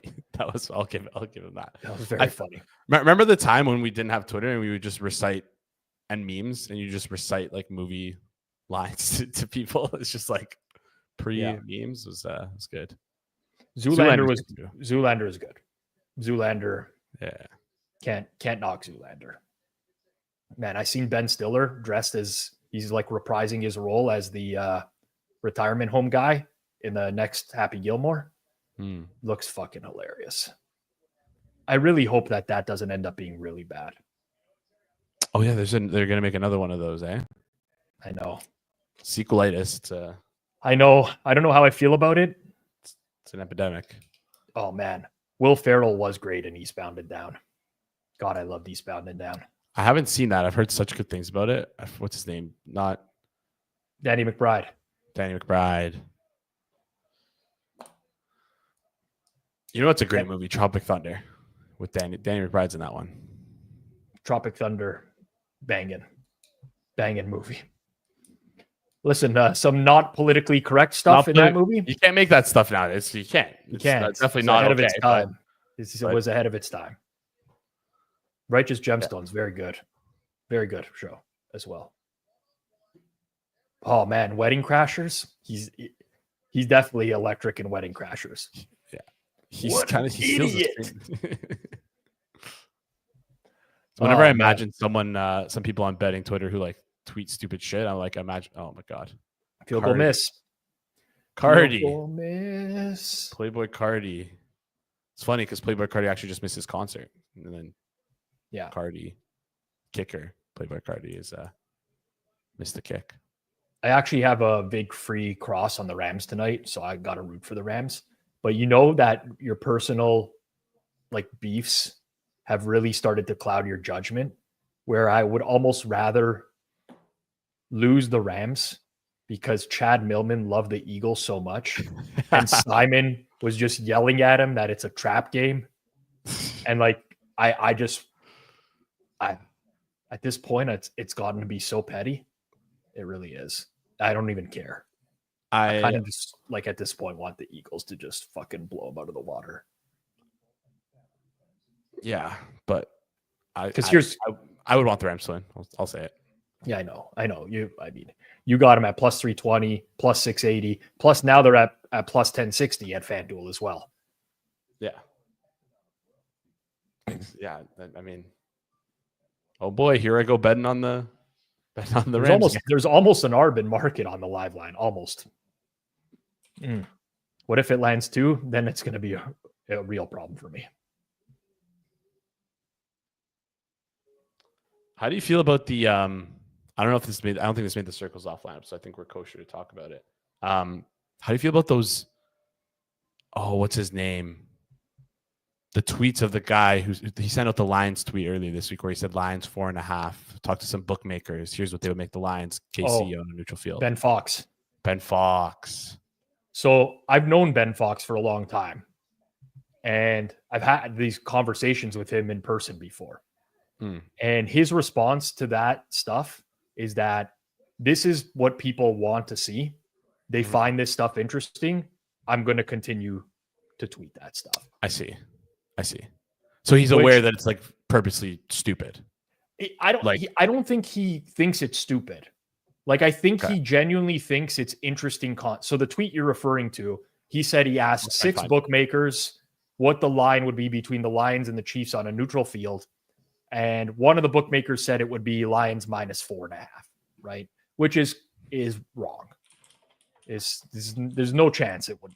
I mean, again, though, the bookmakers you're asking, they don't really know how to price an NFL game without market information and bets. The way that they know how to price an NFL game is based off of the betting volume that comes in. They just throw out an opening line. Like, in my opinion right now, one of the best bookmakers on the planet is Chris Bennett, who's running Sportsbook at Circa right now. And he very clearly has said that he would just randomly put out prices on games. Like, yeah. You talked to him, no, on the Circles Off? Yeah, it was on a old Circles Off podcast. He was the risk manager for Circa at that point. But yeah. I found that. Yeah. I found the 4.5 number is insane. I strongly believe that he's not like somebody told him that. So I actually think Ben is like, he cares about like integrity, right? Yeah. But he does, because he's been with VSiN before. He was with, I don't remember who he was with prior, but in a similar vein, maybe ESPN, something like that. And he's tweeted out this stuff a long time. But I saw him at the last Bet Bash, and we were chatting a little bit about it. And I know I had a conversation with him, and he just said, like, listen, Rob, like, people like want these tweets. It's the same argument Darren Ravel gave me. He's like, we tweet out stuff that people want to see. People want to see the public bet percentage numbers. And my response to that is like, do you think that there's actually any value in using that for handicapping purposes or anything? And that's where, it's a little bit different. Fuck AJ Brown over. That was a great grab and a great throw right into coverage. What live screen do you use? I use BetStamp Pro. I co-own BetStamp. I'm a big believer in the Pro product, and I use it every day. Even Jason has been cut from some accounts now because he's such a pro bettor. I've actually done a good job of maintaining my accounts. I'm not gonna lie. Yeah, but when the accounts are in the red, it's easy to maintain them. No, but I had a bad day today, but like, didn't you say you needed a Willie Nylander goal? He scored a goal. So it was like an okay day. It was an okay day. But yeah, the BetStamp Pro tool is helpful for someone who doesn't like model or price anything out. Very helpful. Anyways, respected in market. Correct. All right. Well, it was a good run for you, man. You got a long third quarter. Can we, before I go, can we just get a rating? 1 to 5. 5 being best, 1 being worst. How the third quarter went from you, and then we'll chat first. Are you asking them to rate you, like just your performance in the third quarter? The third quarter, yeah. The whole experience, or you? specifically? Just the whole experience Very of the clear. third quarter. Third quarter experience. Okay. Yeah. Experience One watching being- the stream in the third quarter. 1 being as bad as it gets. Correct. 5 being as good as it gets. Correct. Could they do like off market, like off half points? Yeah, if like it's 3.7. Yeah, absolutely. If you thought it was great, give it a 10. Yeah. Cool. Levi's just inventing his own rating system now. I like that. -4 out of 10. That's So it's a that's -2 out of 5. okay. Do you know how to reduce? Did you learn that in school? No, I only know how to reuse and recycle. I don't know how to reduce. Yeah. You don't know how to you don't know how to reduce? Only reuse and recycle. 4 out of 20. 4 and 20. Can you reduce? It's 1 and 6. Close. I know how to reduce. It's close. I know how to do math. Yeah. 1 + 1 = 3. Yeah, all that stuff. Yeah. You sure about that? Yes. 15 over 25? 15 over 25 is 32 into 26. All right. Austin Bach, The Athletic. That was a special 1 minute there. I know you know how to do math, Austin. I'm not going to test you because I know. I appreciate it. But I feel confident. I would imagine most people would feel confident reducing basic fractions. People do get freaked out by fractions, though. Yeah, numbers in general. It's not. Just bet the teams, man. Just bet the teams, not numbers. Yep. Rob running the Wonderlick. I mean, Jason would have basically scored the same as Vince Young if we were running the Wonderlick.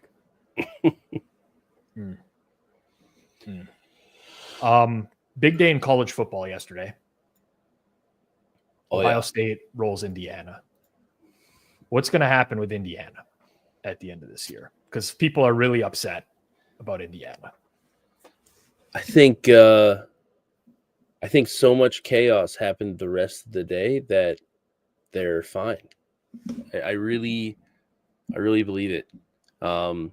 It basically comes down to like, what do you want? Do you want to just like pick the best SEC teams, best Big Ten teams, put them in the playoff every year?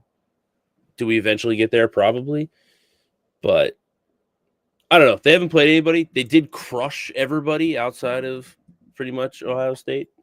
So like credit, but then it's like Alabama gets smoked by Oklahoma, who's 5-5. And it's kind of like, I think Alabama's great and they're better than Indiana, but at the end of the day, the regular season like does have to matter. So I see both sides, but I think I think they're fine. I think they're going to be in. I personally listen. I have to pick my spots. I like college football. I'll watch games if I can, but I'm not as in tune with the amount of games as other people are. I just don't have the time on Saturdays. But I like the idea of more teams in the playoff. Like people are like, it's watered down. It's isn't like we're going to get more games. And like now I just find it way more interesting than, I think this logically makes a lot of sense. Yeah. I mean, Clemson, South Carolina this weekend is ginormous. Like Clemson is like on the outside looking in. South Carolina might be on the outside looking in. There's so many more games that matter now. So like from a product standpoint, like entertainment, it's definitely better. Now, are people going to be mad? I never like, I don't know. I see both sides. I get stuck in the middle, but the whole like, we should put the best teams in the playoff. Like I get that, but like you also can't tell me that a team that's like 9-3 losing to a 5-5 team is for sure like the best team. So again, I can see both sides, and at some point, the games like I do see the games have to matter. Conversation. I've always been my ideal scenario is not realistic. So it's not a great scenario. But I don't think that they should actually have a set amount of teams who go into a playoff every year, just like an arbitrary amount. Because some seasons you clearly have like a top 4. Some seasons you clearly have a top 6. And you can draw the line. There's almost always a drop off of tier at some point in every single year where you can just say, okay, we think that these 8 teams are qualified to play. We think it's these, and they should just format it around that. I know it's not realistic. So, but that to me would be the ideal scenario.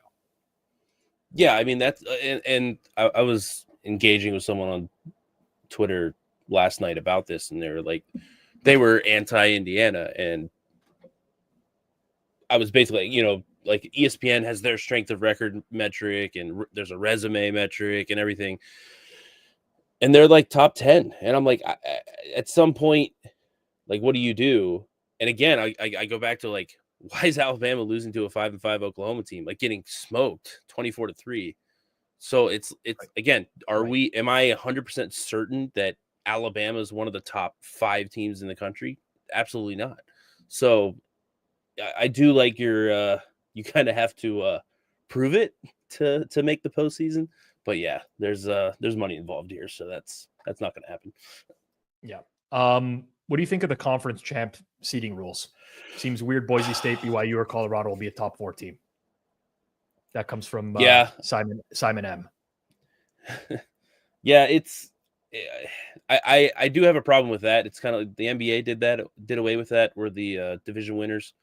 I mean, the NHL has that problem right now, right? Like the playoffs get fed. Yeah.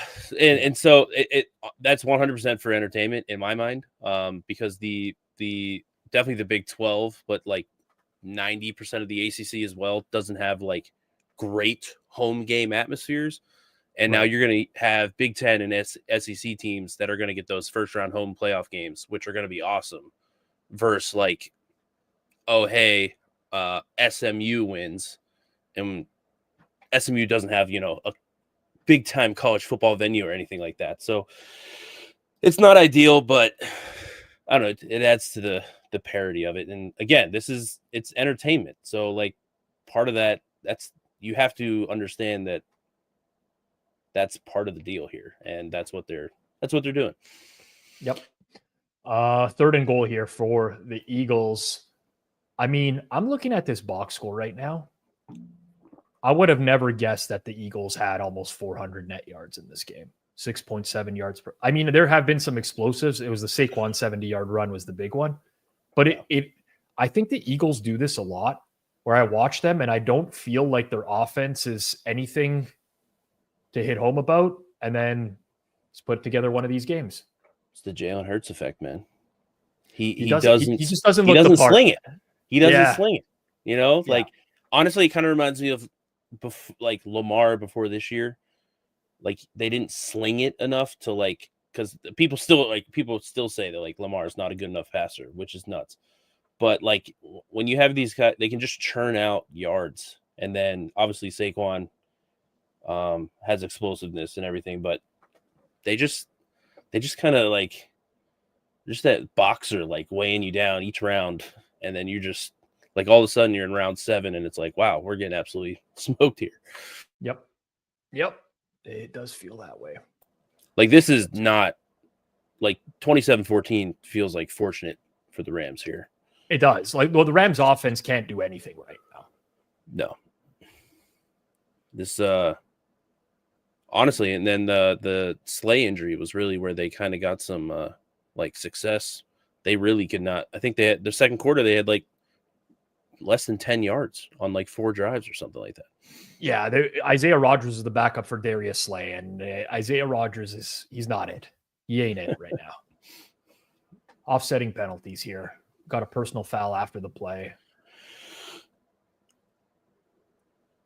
Never understood the personal foul after the play counting as an offsetting penalty.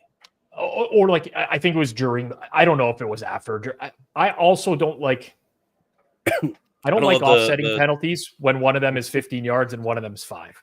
That to me doesn't make any sense. 5-yard offside penalty and then like a blatant defensive or offensive pass interference, and it's like, no, we're good here. Exactly. That was a Johnny Wilson target in the end zone. That was the Johnny Wilson target in the end zone. Oh, man. Eagles. Let's get your opinion on the Eagles. I know that you were high on them coming into the year. They kind of got off to the slow start. Defense wasn't great. Then they had the offensive injuries. Are you where are they on your totem pole here? Like, is it Lions and then them and then like a big gap in the NFC? In the NFC, like I think Green Bay's overrated in the NFC. I think Minnesota and Green Bay are closer to each other than the market suggests right now. And I definitely think the Eagles are the most likely team to knock off the Lions.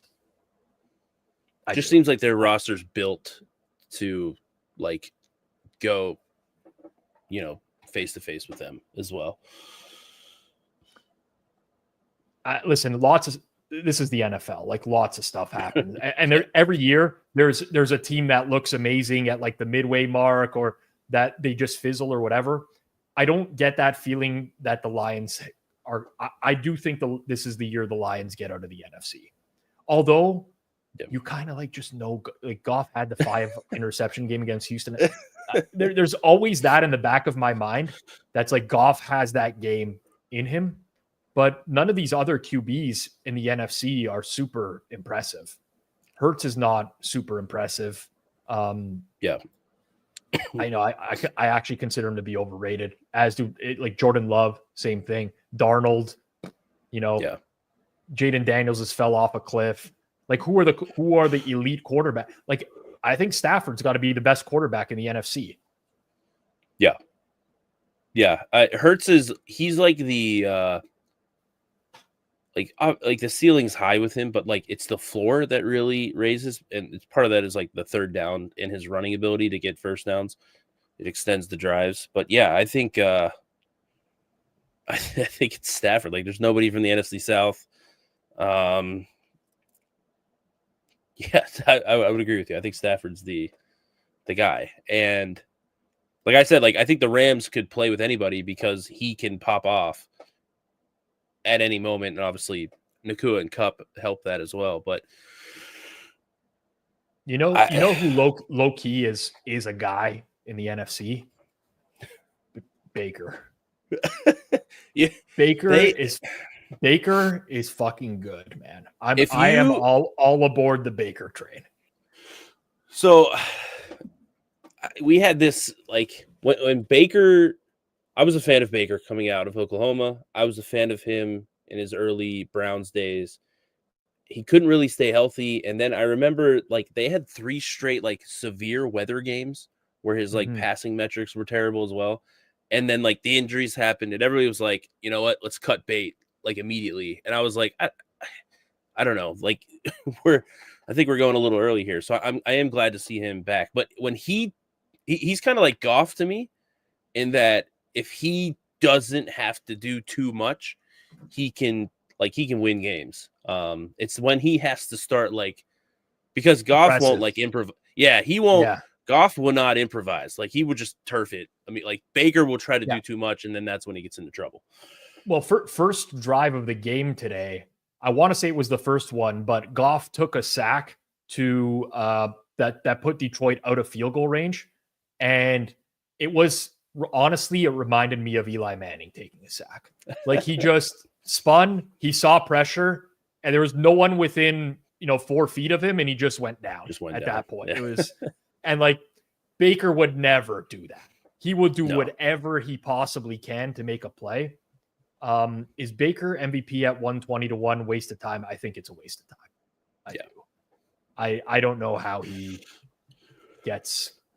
They're not going to win enough games. Frogs. Yeah. I mean, even if they do have a good schedule down the stretch for them. You seen this Bucs schedule? Yeah. I mean, that whole division, like everybody has some easy games there. How many wins? They got 5 wins right now? Yeah. Yeah. I mean, the Panthers are fighting Eric Eagers you know what? I'll admit, I'm just a quick note on I thought they were done with Bryce Young. Yeah. And he's actually played He's played well. He's played not even to the point where like it was an improvement from where he was, because he was so bad last year and like not very good those first 2 games. Like, I'm kind of thinking like, all right, they might have something here. See, like they're going to have to make a decision on Bryce Young in the offseason, right? And thing that helps him is the quarterback class is not good. It's not, but like, here's what if Bryce Young plays well down the stretch for the remainder of the season, I would try to trade him in the offseason. I wouldn't try to trade him. Like, there was talks that they were trying to deal him for anything, basically, when they benched him for Dalton. But if someone's going to give... how quickly that changed. I still don't think he's the guy, man. I don't think I need to see more, but yeah, I am absolutely shocked at what play they've gotten out of him the last few weeks, because it was real bad. But yeah, back to Baker. It's a win award. Like the MVP, you have to. I mean, they could go on a run, but like, I mean, the schedule is pretty nice, but I don't know. The Bucs always find a way to drop like one game that they shouldn't. So I know it's true. Baker's gonna have one game where he does too much, and that's that. These guys are running the ball. Like, you're down 16 points with 9 minutes left in the game. Why are you running the ball? Why are you running the ball? Ryan Longwood says Simon Hunter called Rob a buffoon on one of his shows this week. I'm calling fake news. I listened to every episode of the Favorites, unless I missed it, because I usually am listening on 1.5 times speed. I did not hear that. What I did hear was multiple breakdowns of the 49ers game without ever referencing the Brock Purdy situation. That's what I did hear. I heard on Tuesday, no reference of Brock Purdy being listed on the early injury report. And then on Thursday, I heard Simon say that Brock Purdy limited practice on Wednesday. He was out there on the field throwing balls, which he was not. And you just really got to wonder. You really got to wonder. That hard-hitting analysis there. You gotta wonder where it's coming from. I mean, just like, don't make up stuff on the spot.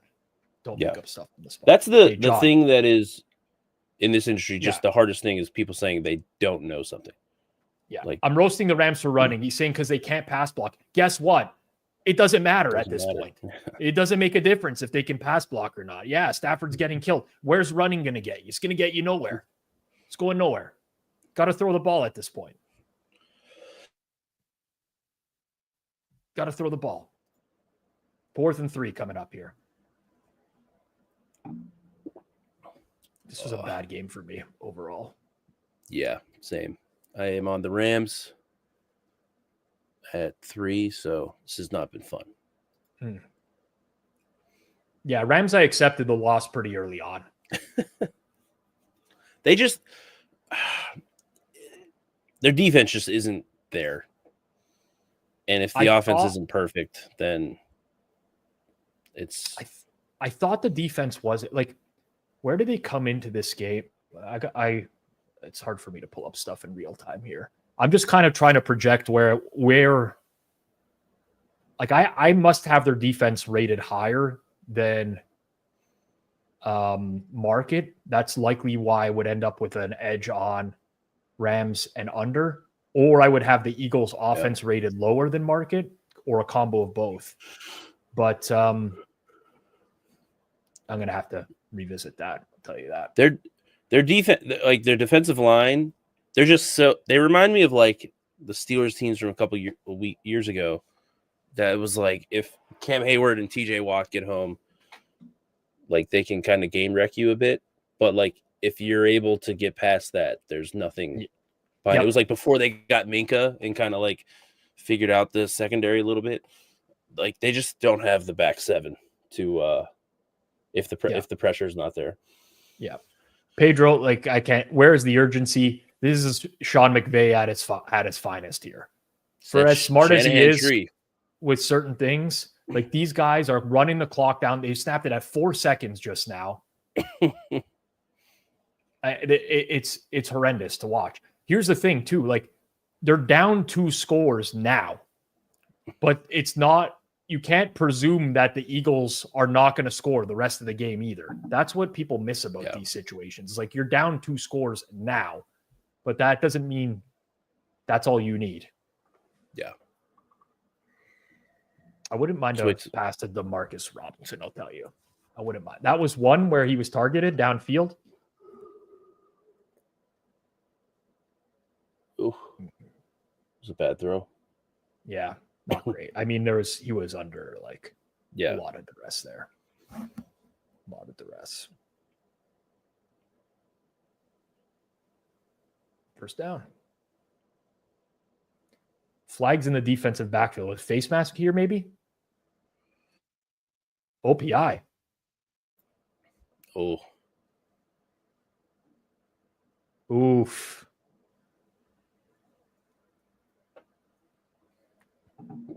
When did this drive start?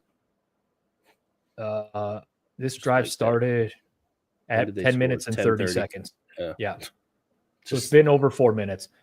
Yeah. And they're at the Philly 41 right now. And I'm going to die of laughter when they do not get a completion here and McVay punts. He's 100% punting. Like, he's punting. 4th and 19, he's punting, right? For sure. I mean, like, I wonder what the 4th down bots say there, because like 19, what are the chances? It's got to be basically like a toss up. Oh, well, it's not 19 anymore. It's a fumble, and they picked it up, so it's going to be roughly 4th and 30. I want to say 4th and 33. All right, now you go. Oh man, you know what? Or you just go for the DPI ball. You gotta go. You gotta go. I know it's 4th and 33. You gotta go for it. How can you punt here? Get the by the time you get the ball back, you got all 3 timeouts. Okay, you burn all 3 timeouts. I mean, this is a great result for the under in the game. Yeah. Great result for the under, but I don't know how you don't go there. Because your best case scenario here is you stop Philly on 3 running plays, you burn 3 timeouts, you have 5 minutes left in the game to score 2 touchdowns, 2 2-point conversions. I don't know. You basically are betting on an onside kick now automatically. Yeah. Which is what's that, like 5% now? Yeah, but if I bet on the team in the game, then the opposing team, then it's like 100. Oh, that Vikings game.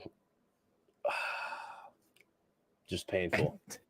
Antonio Pierce goes for it here. That's a fucking great. Oh, man. Yeah.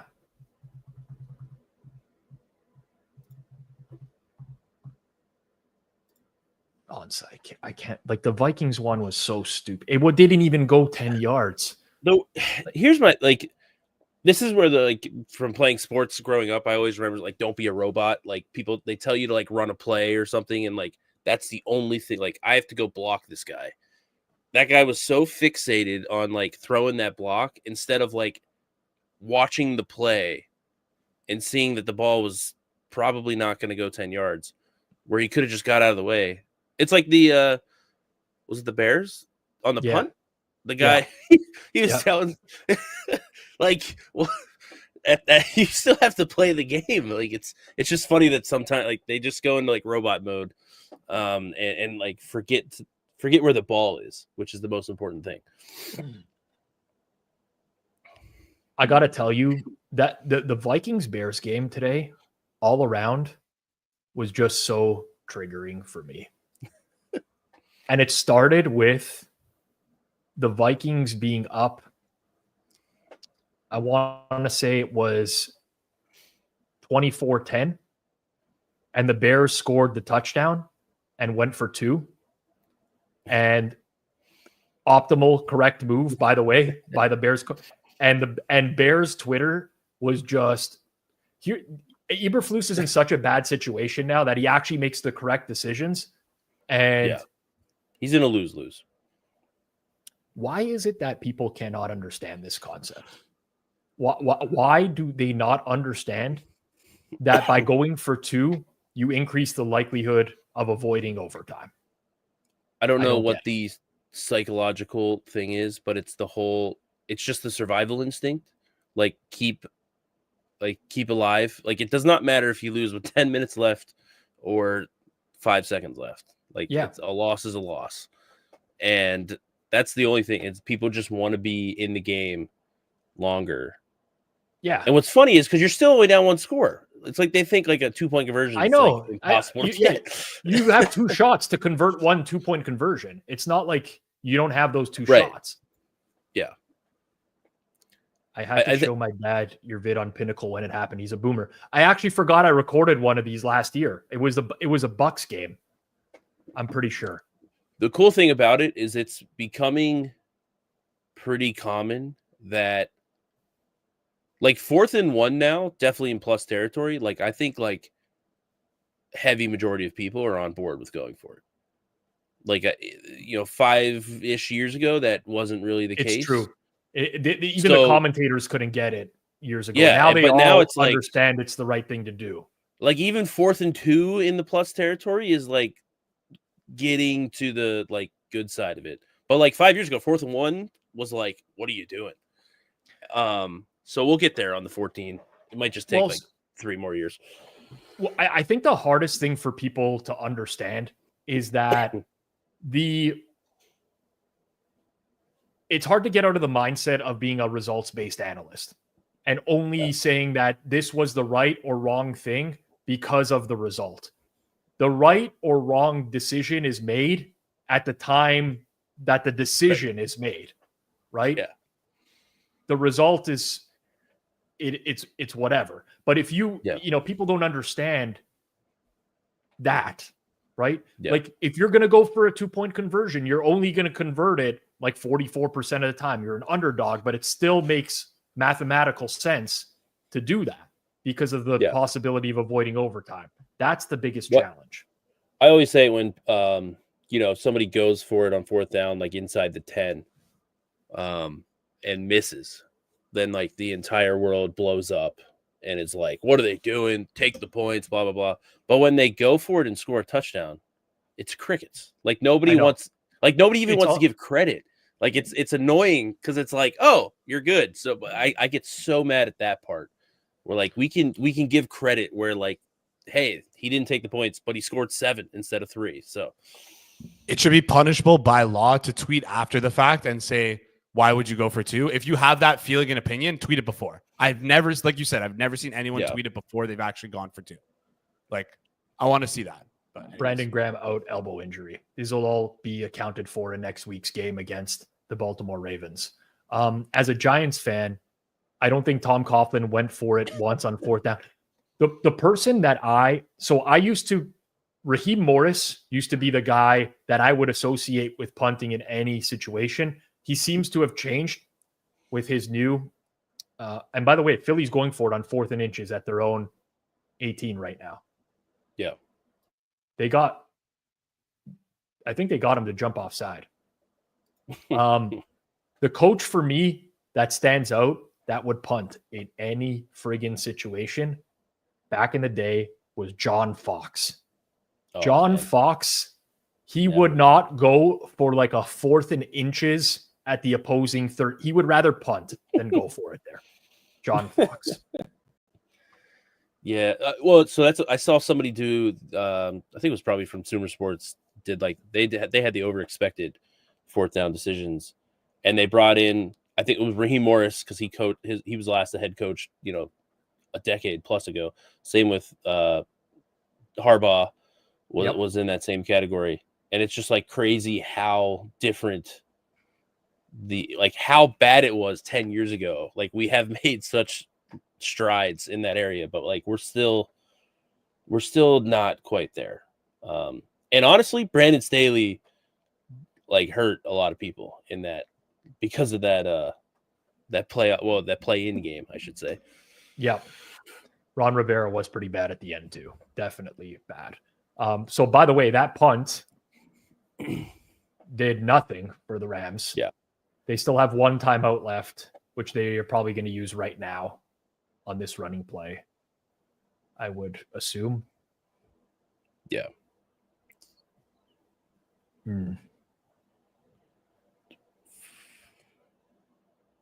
Oh my God, I forgot about this play. Levi, John Fox challenged a TD. It ended up being a fumble out of the end zone, and the other team got the ball.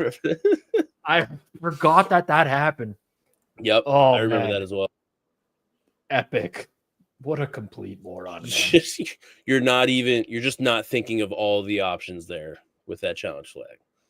Like that's the old like reverse and Uno. Like you just get smacked right in the face. Like, oh dang, didn't see that coming. Yeah. This is the play.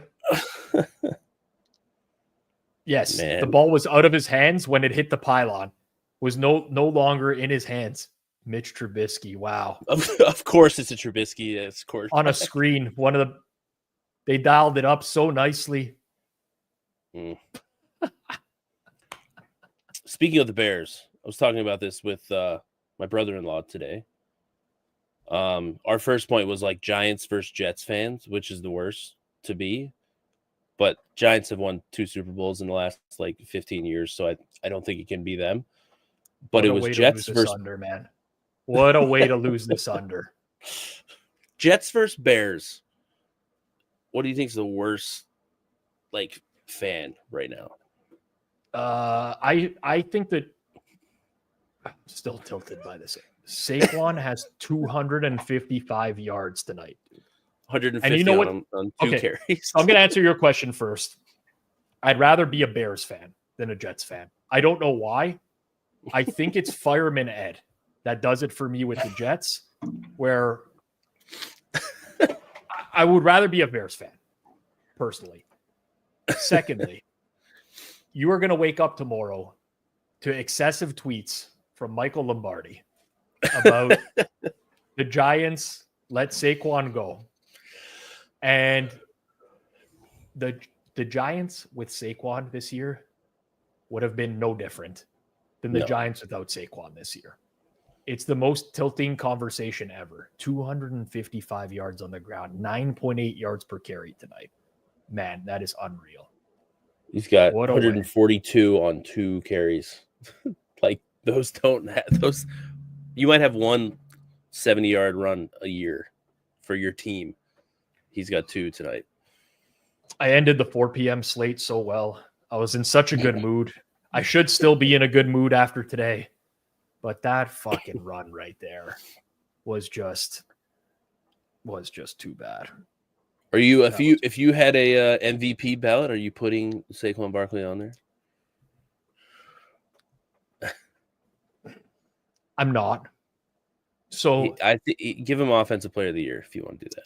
100%. Yeah. It's just really hard. Listen, it's really hard for someone who bets on the NFL to say that this is the most valuable player in the league when you know it's not true. Yeah, like I'm sorry, but the downgrade from, Josh Allen to fucking Mitch Trubisky is a lot larger than the downgrade from Saquon Barkley to Kenny Gainwell. Yeah. Just to push back a bit here, the same logic, like the logic that you're applying is not applied to like other markets though. Like coach of the year, it's not like that's not applied to it at all. And I'm not saying that it should be right or wrong, but okay, just to push back. But the it's in the definition. Fair. Okay. It's the most valuable. Like we can easily now listen, I can step out of the mold of, a lot of people would be like, well, it should always be like whichever quarterback has the biggest drop off to the backup and like technically is the most valuable. Yeah. I'm not into that.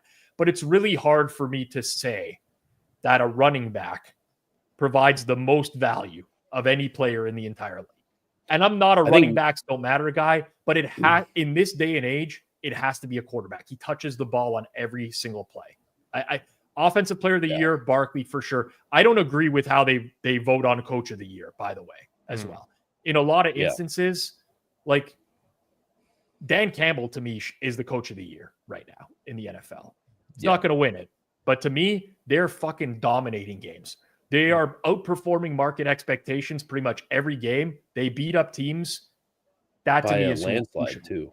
Yeah. Yeah, I think my thing with the MVP argument is like there is an offensive player of the year. Like in my head, it's like for this reason. Like okay. At least it should be like that. Because like like offensive player, like I don't know, can you win offensive player of the year as a quarterback? I don't like I feel like nobody does anymore. It's like morphed into non-QB best player. Yeah. So what if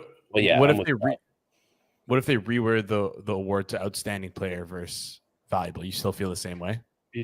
Like the CFL award? Yeah. Most outstanding player? From Orlando. Yeah. They should clearly define the award. Yeah. There's just no it's too vague, right? I think that's the offensive player of the year is like outstanding. That's the same award. That's true. Mind. That's true. Like tomorrow, we wake up in the morning. Saquon's going to be the favorite, right, for MVP. Really? You think he's going to pass up Allen? I honestly, after this game, maybe. Okay, listen. I don't look at these awards markets enough to tell you, but this is a primetime game. All right, so Fanduel has it up right now. Yeah. All right, let's see what we got. Okay, Saquon Barkley's he's still plus 650. Yeah. I would say that despite my feelings on quarterbacks winning the award, like Barkley is more likely to win the award than Goff right now. Mm-hmm. Yes. 100%.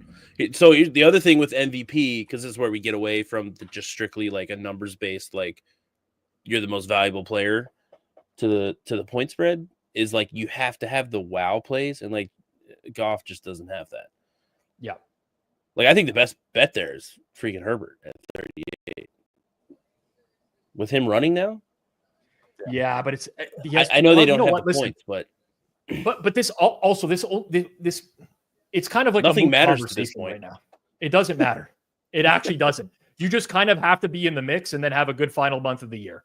Who has the easiest schedule to close out the season? That's the question. Yeah. Bucks, Cardinals. Kyler Murray. Maybe Baker is an MVP candidate. Yeah. Right? Maybe he is. Anyone Chargers, that would just be interesting at 38. Like Mahomes at 8-1. Obviously, like there's some liability issues there, I'm assuming. Yeah. But like Mahomes is not winning it. No. Or even close to it right now. I would agree. You just got to stay in the mix though. And then you have a good final month of the year, and that's it.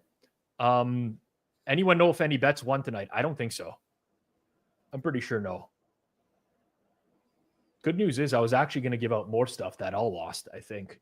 No, Kyron Williams over with one. Barely. We still have an opportunity for DeMarcus Robinson.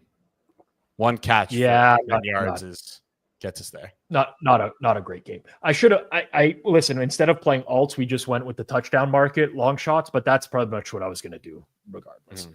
And at the end of the day, like I can't even be upset about the AJ Brown. I can't. Jalen Hurts threw for 179 yards tonight.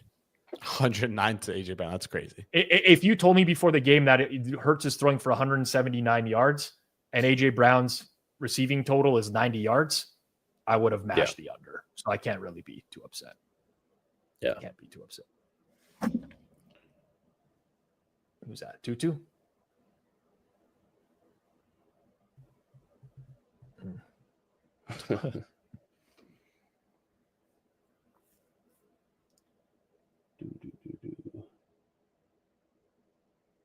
What a destruction, man. If you need anything in this last drive from the Rams, drop it in the chat. Let us know what you need. Back to the Barkley conversation. He's currently minus 400 to be offensive player of the year. So, yeah. Which is nuts because Derrick Henry has had a nuts year as well. Well, that's the thing. It's recency bias. Well, Barkley's had a great year, but also I like Femi Abebefe a lot. He's on You Better You Bet with Nick now. Mhm. But I really, really, really liked the Lockie Lockerson futures market breakdowns because I think he was very rational when he thought about these things.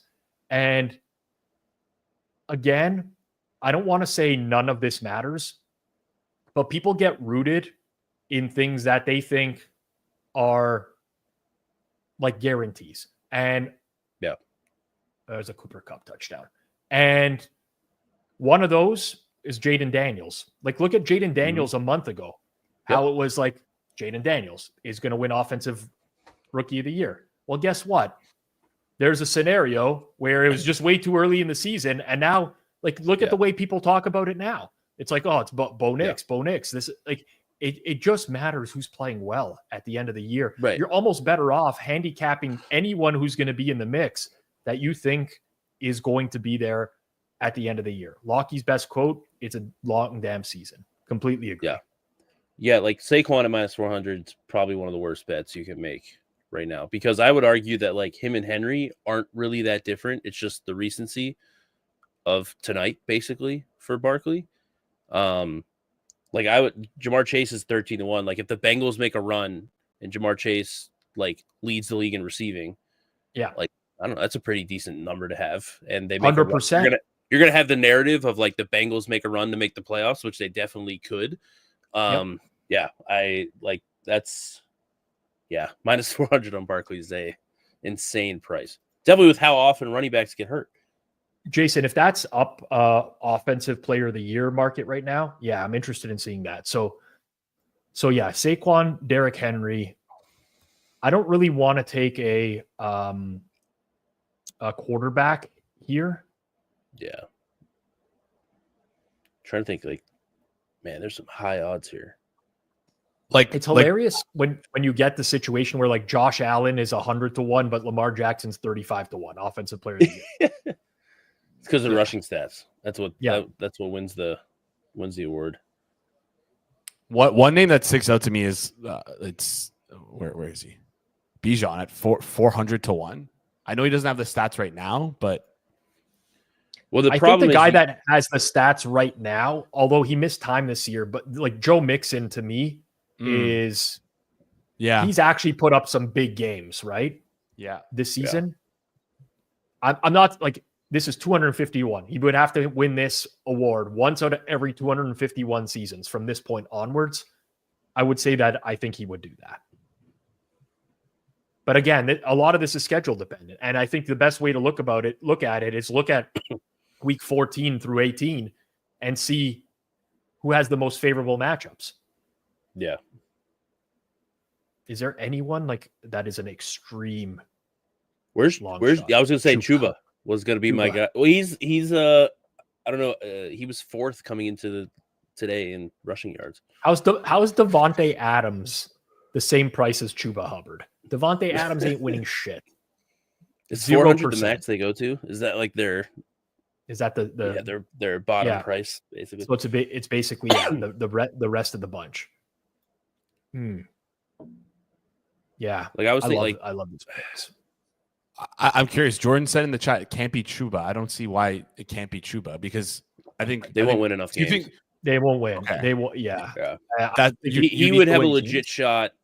Now, if they go on like a run, they're so close. But like if their defense wasn't bad, like horrifically bad, I see maybe because their schedule's pretty easy if I remember. Yeah. So voters don't really care about the context surrounding like the player in the situation. Like he's obviously on a very bad team, but he's still putting up great numbers. You have to win because at the end of the day, if your stats aren't producing wins, then like who cares? It doesn't matter. I see. Someone mentioned Nico. Like there's not a story. 400-1. I think it's been up too long. Yeah, missed too many games. He was 8. Chase. I actually think Chase is a good bet, man. Like he is so far above everyone else in yards, and he has 12 touchdowns.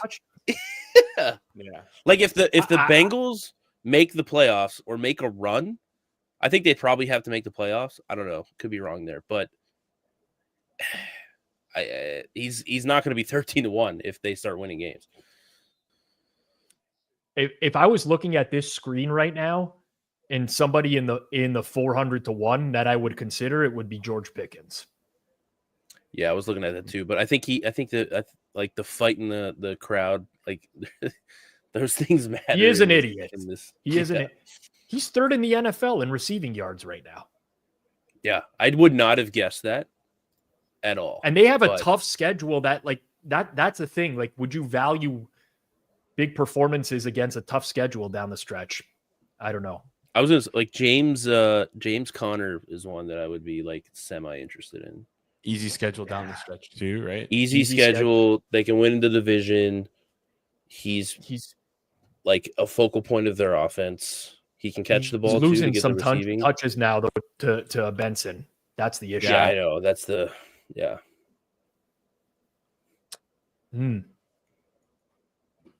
Yeah, I mean, listen. Joe Mixon has 10 TDs. That's what I was looking for. I know he's been in the end zone a lot this year. Tough markets. Anyways, yeah. Game's final. That's going to do it for our broadcast. Follow Austin Mock on Twitter at amock419. Austin, tough night, but it was a pleasure. Yeah. Onwards and upwards. Onwards and upwards. Thanks for having me. It was a good time. All right, Austin Mock, everyone. A reminder to everyone out there, 3 p.m. Eastern time tomorrow here on Forward Progress. TA, Judah, Suma, Eric Pauly, breaking down this week, looking ahead to Monday Night Football, probably some early Thanksgiving talk as well.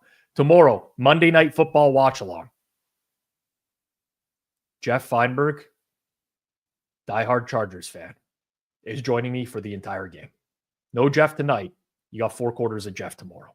In studio, me, Jason, Jeff. You're going to want to see that one. I guarantee you will want to see that one. I've only experienced one Chargers game with Jeff before. I was very uncomfortable. I have a feeling I'm going to be extremely, extremely uncomfortable watching this game with him tomorrow night, especially if I'm cheering for any Ravens props.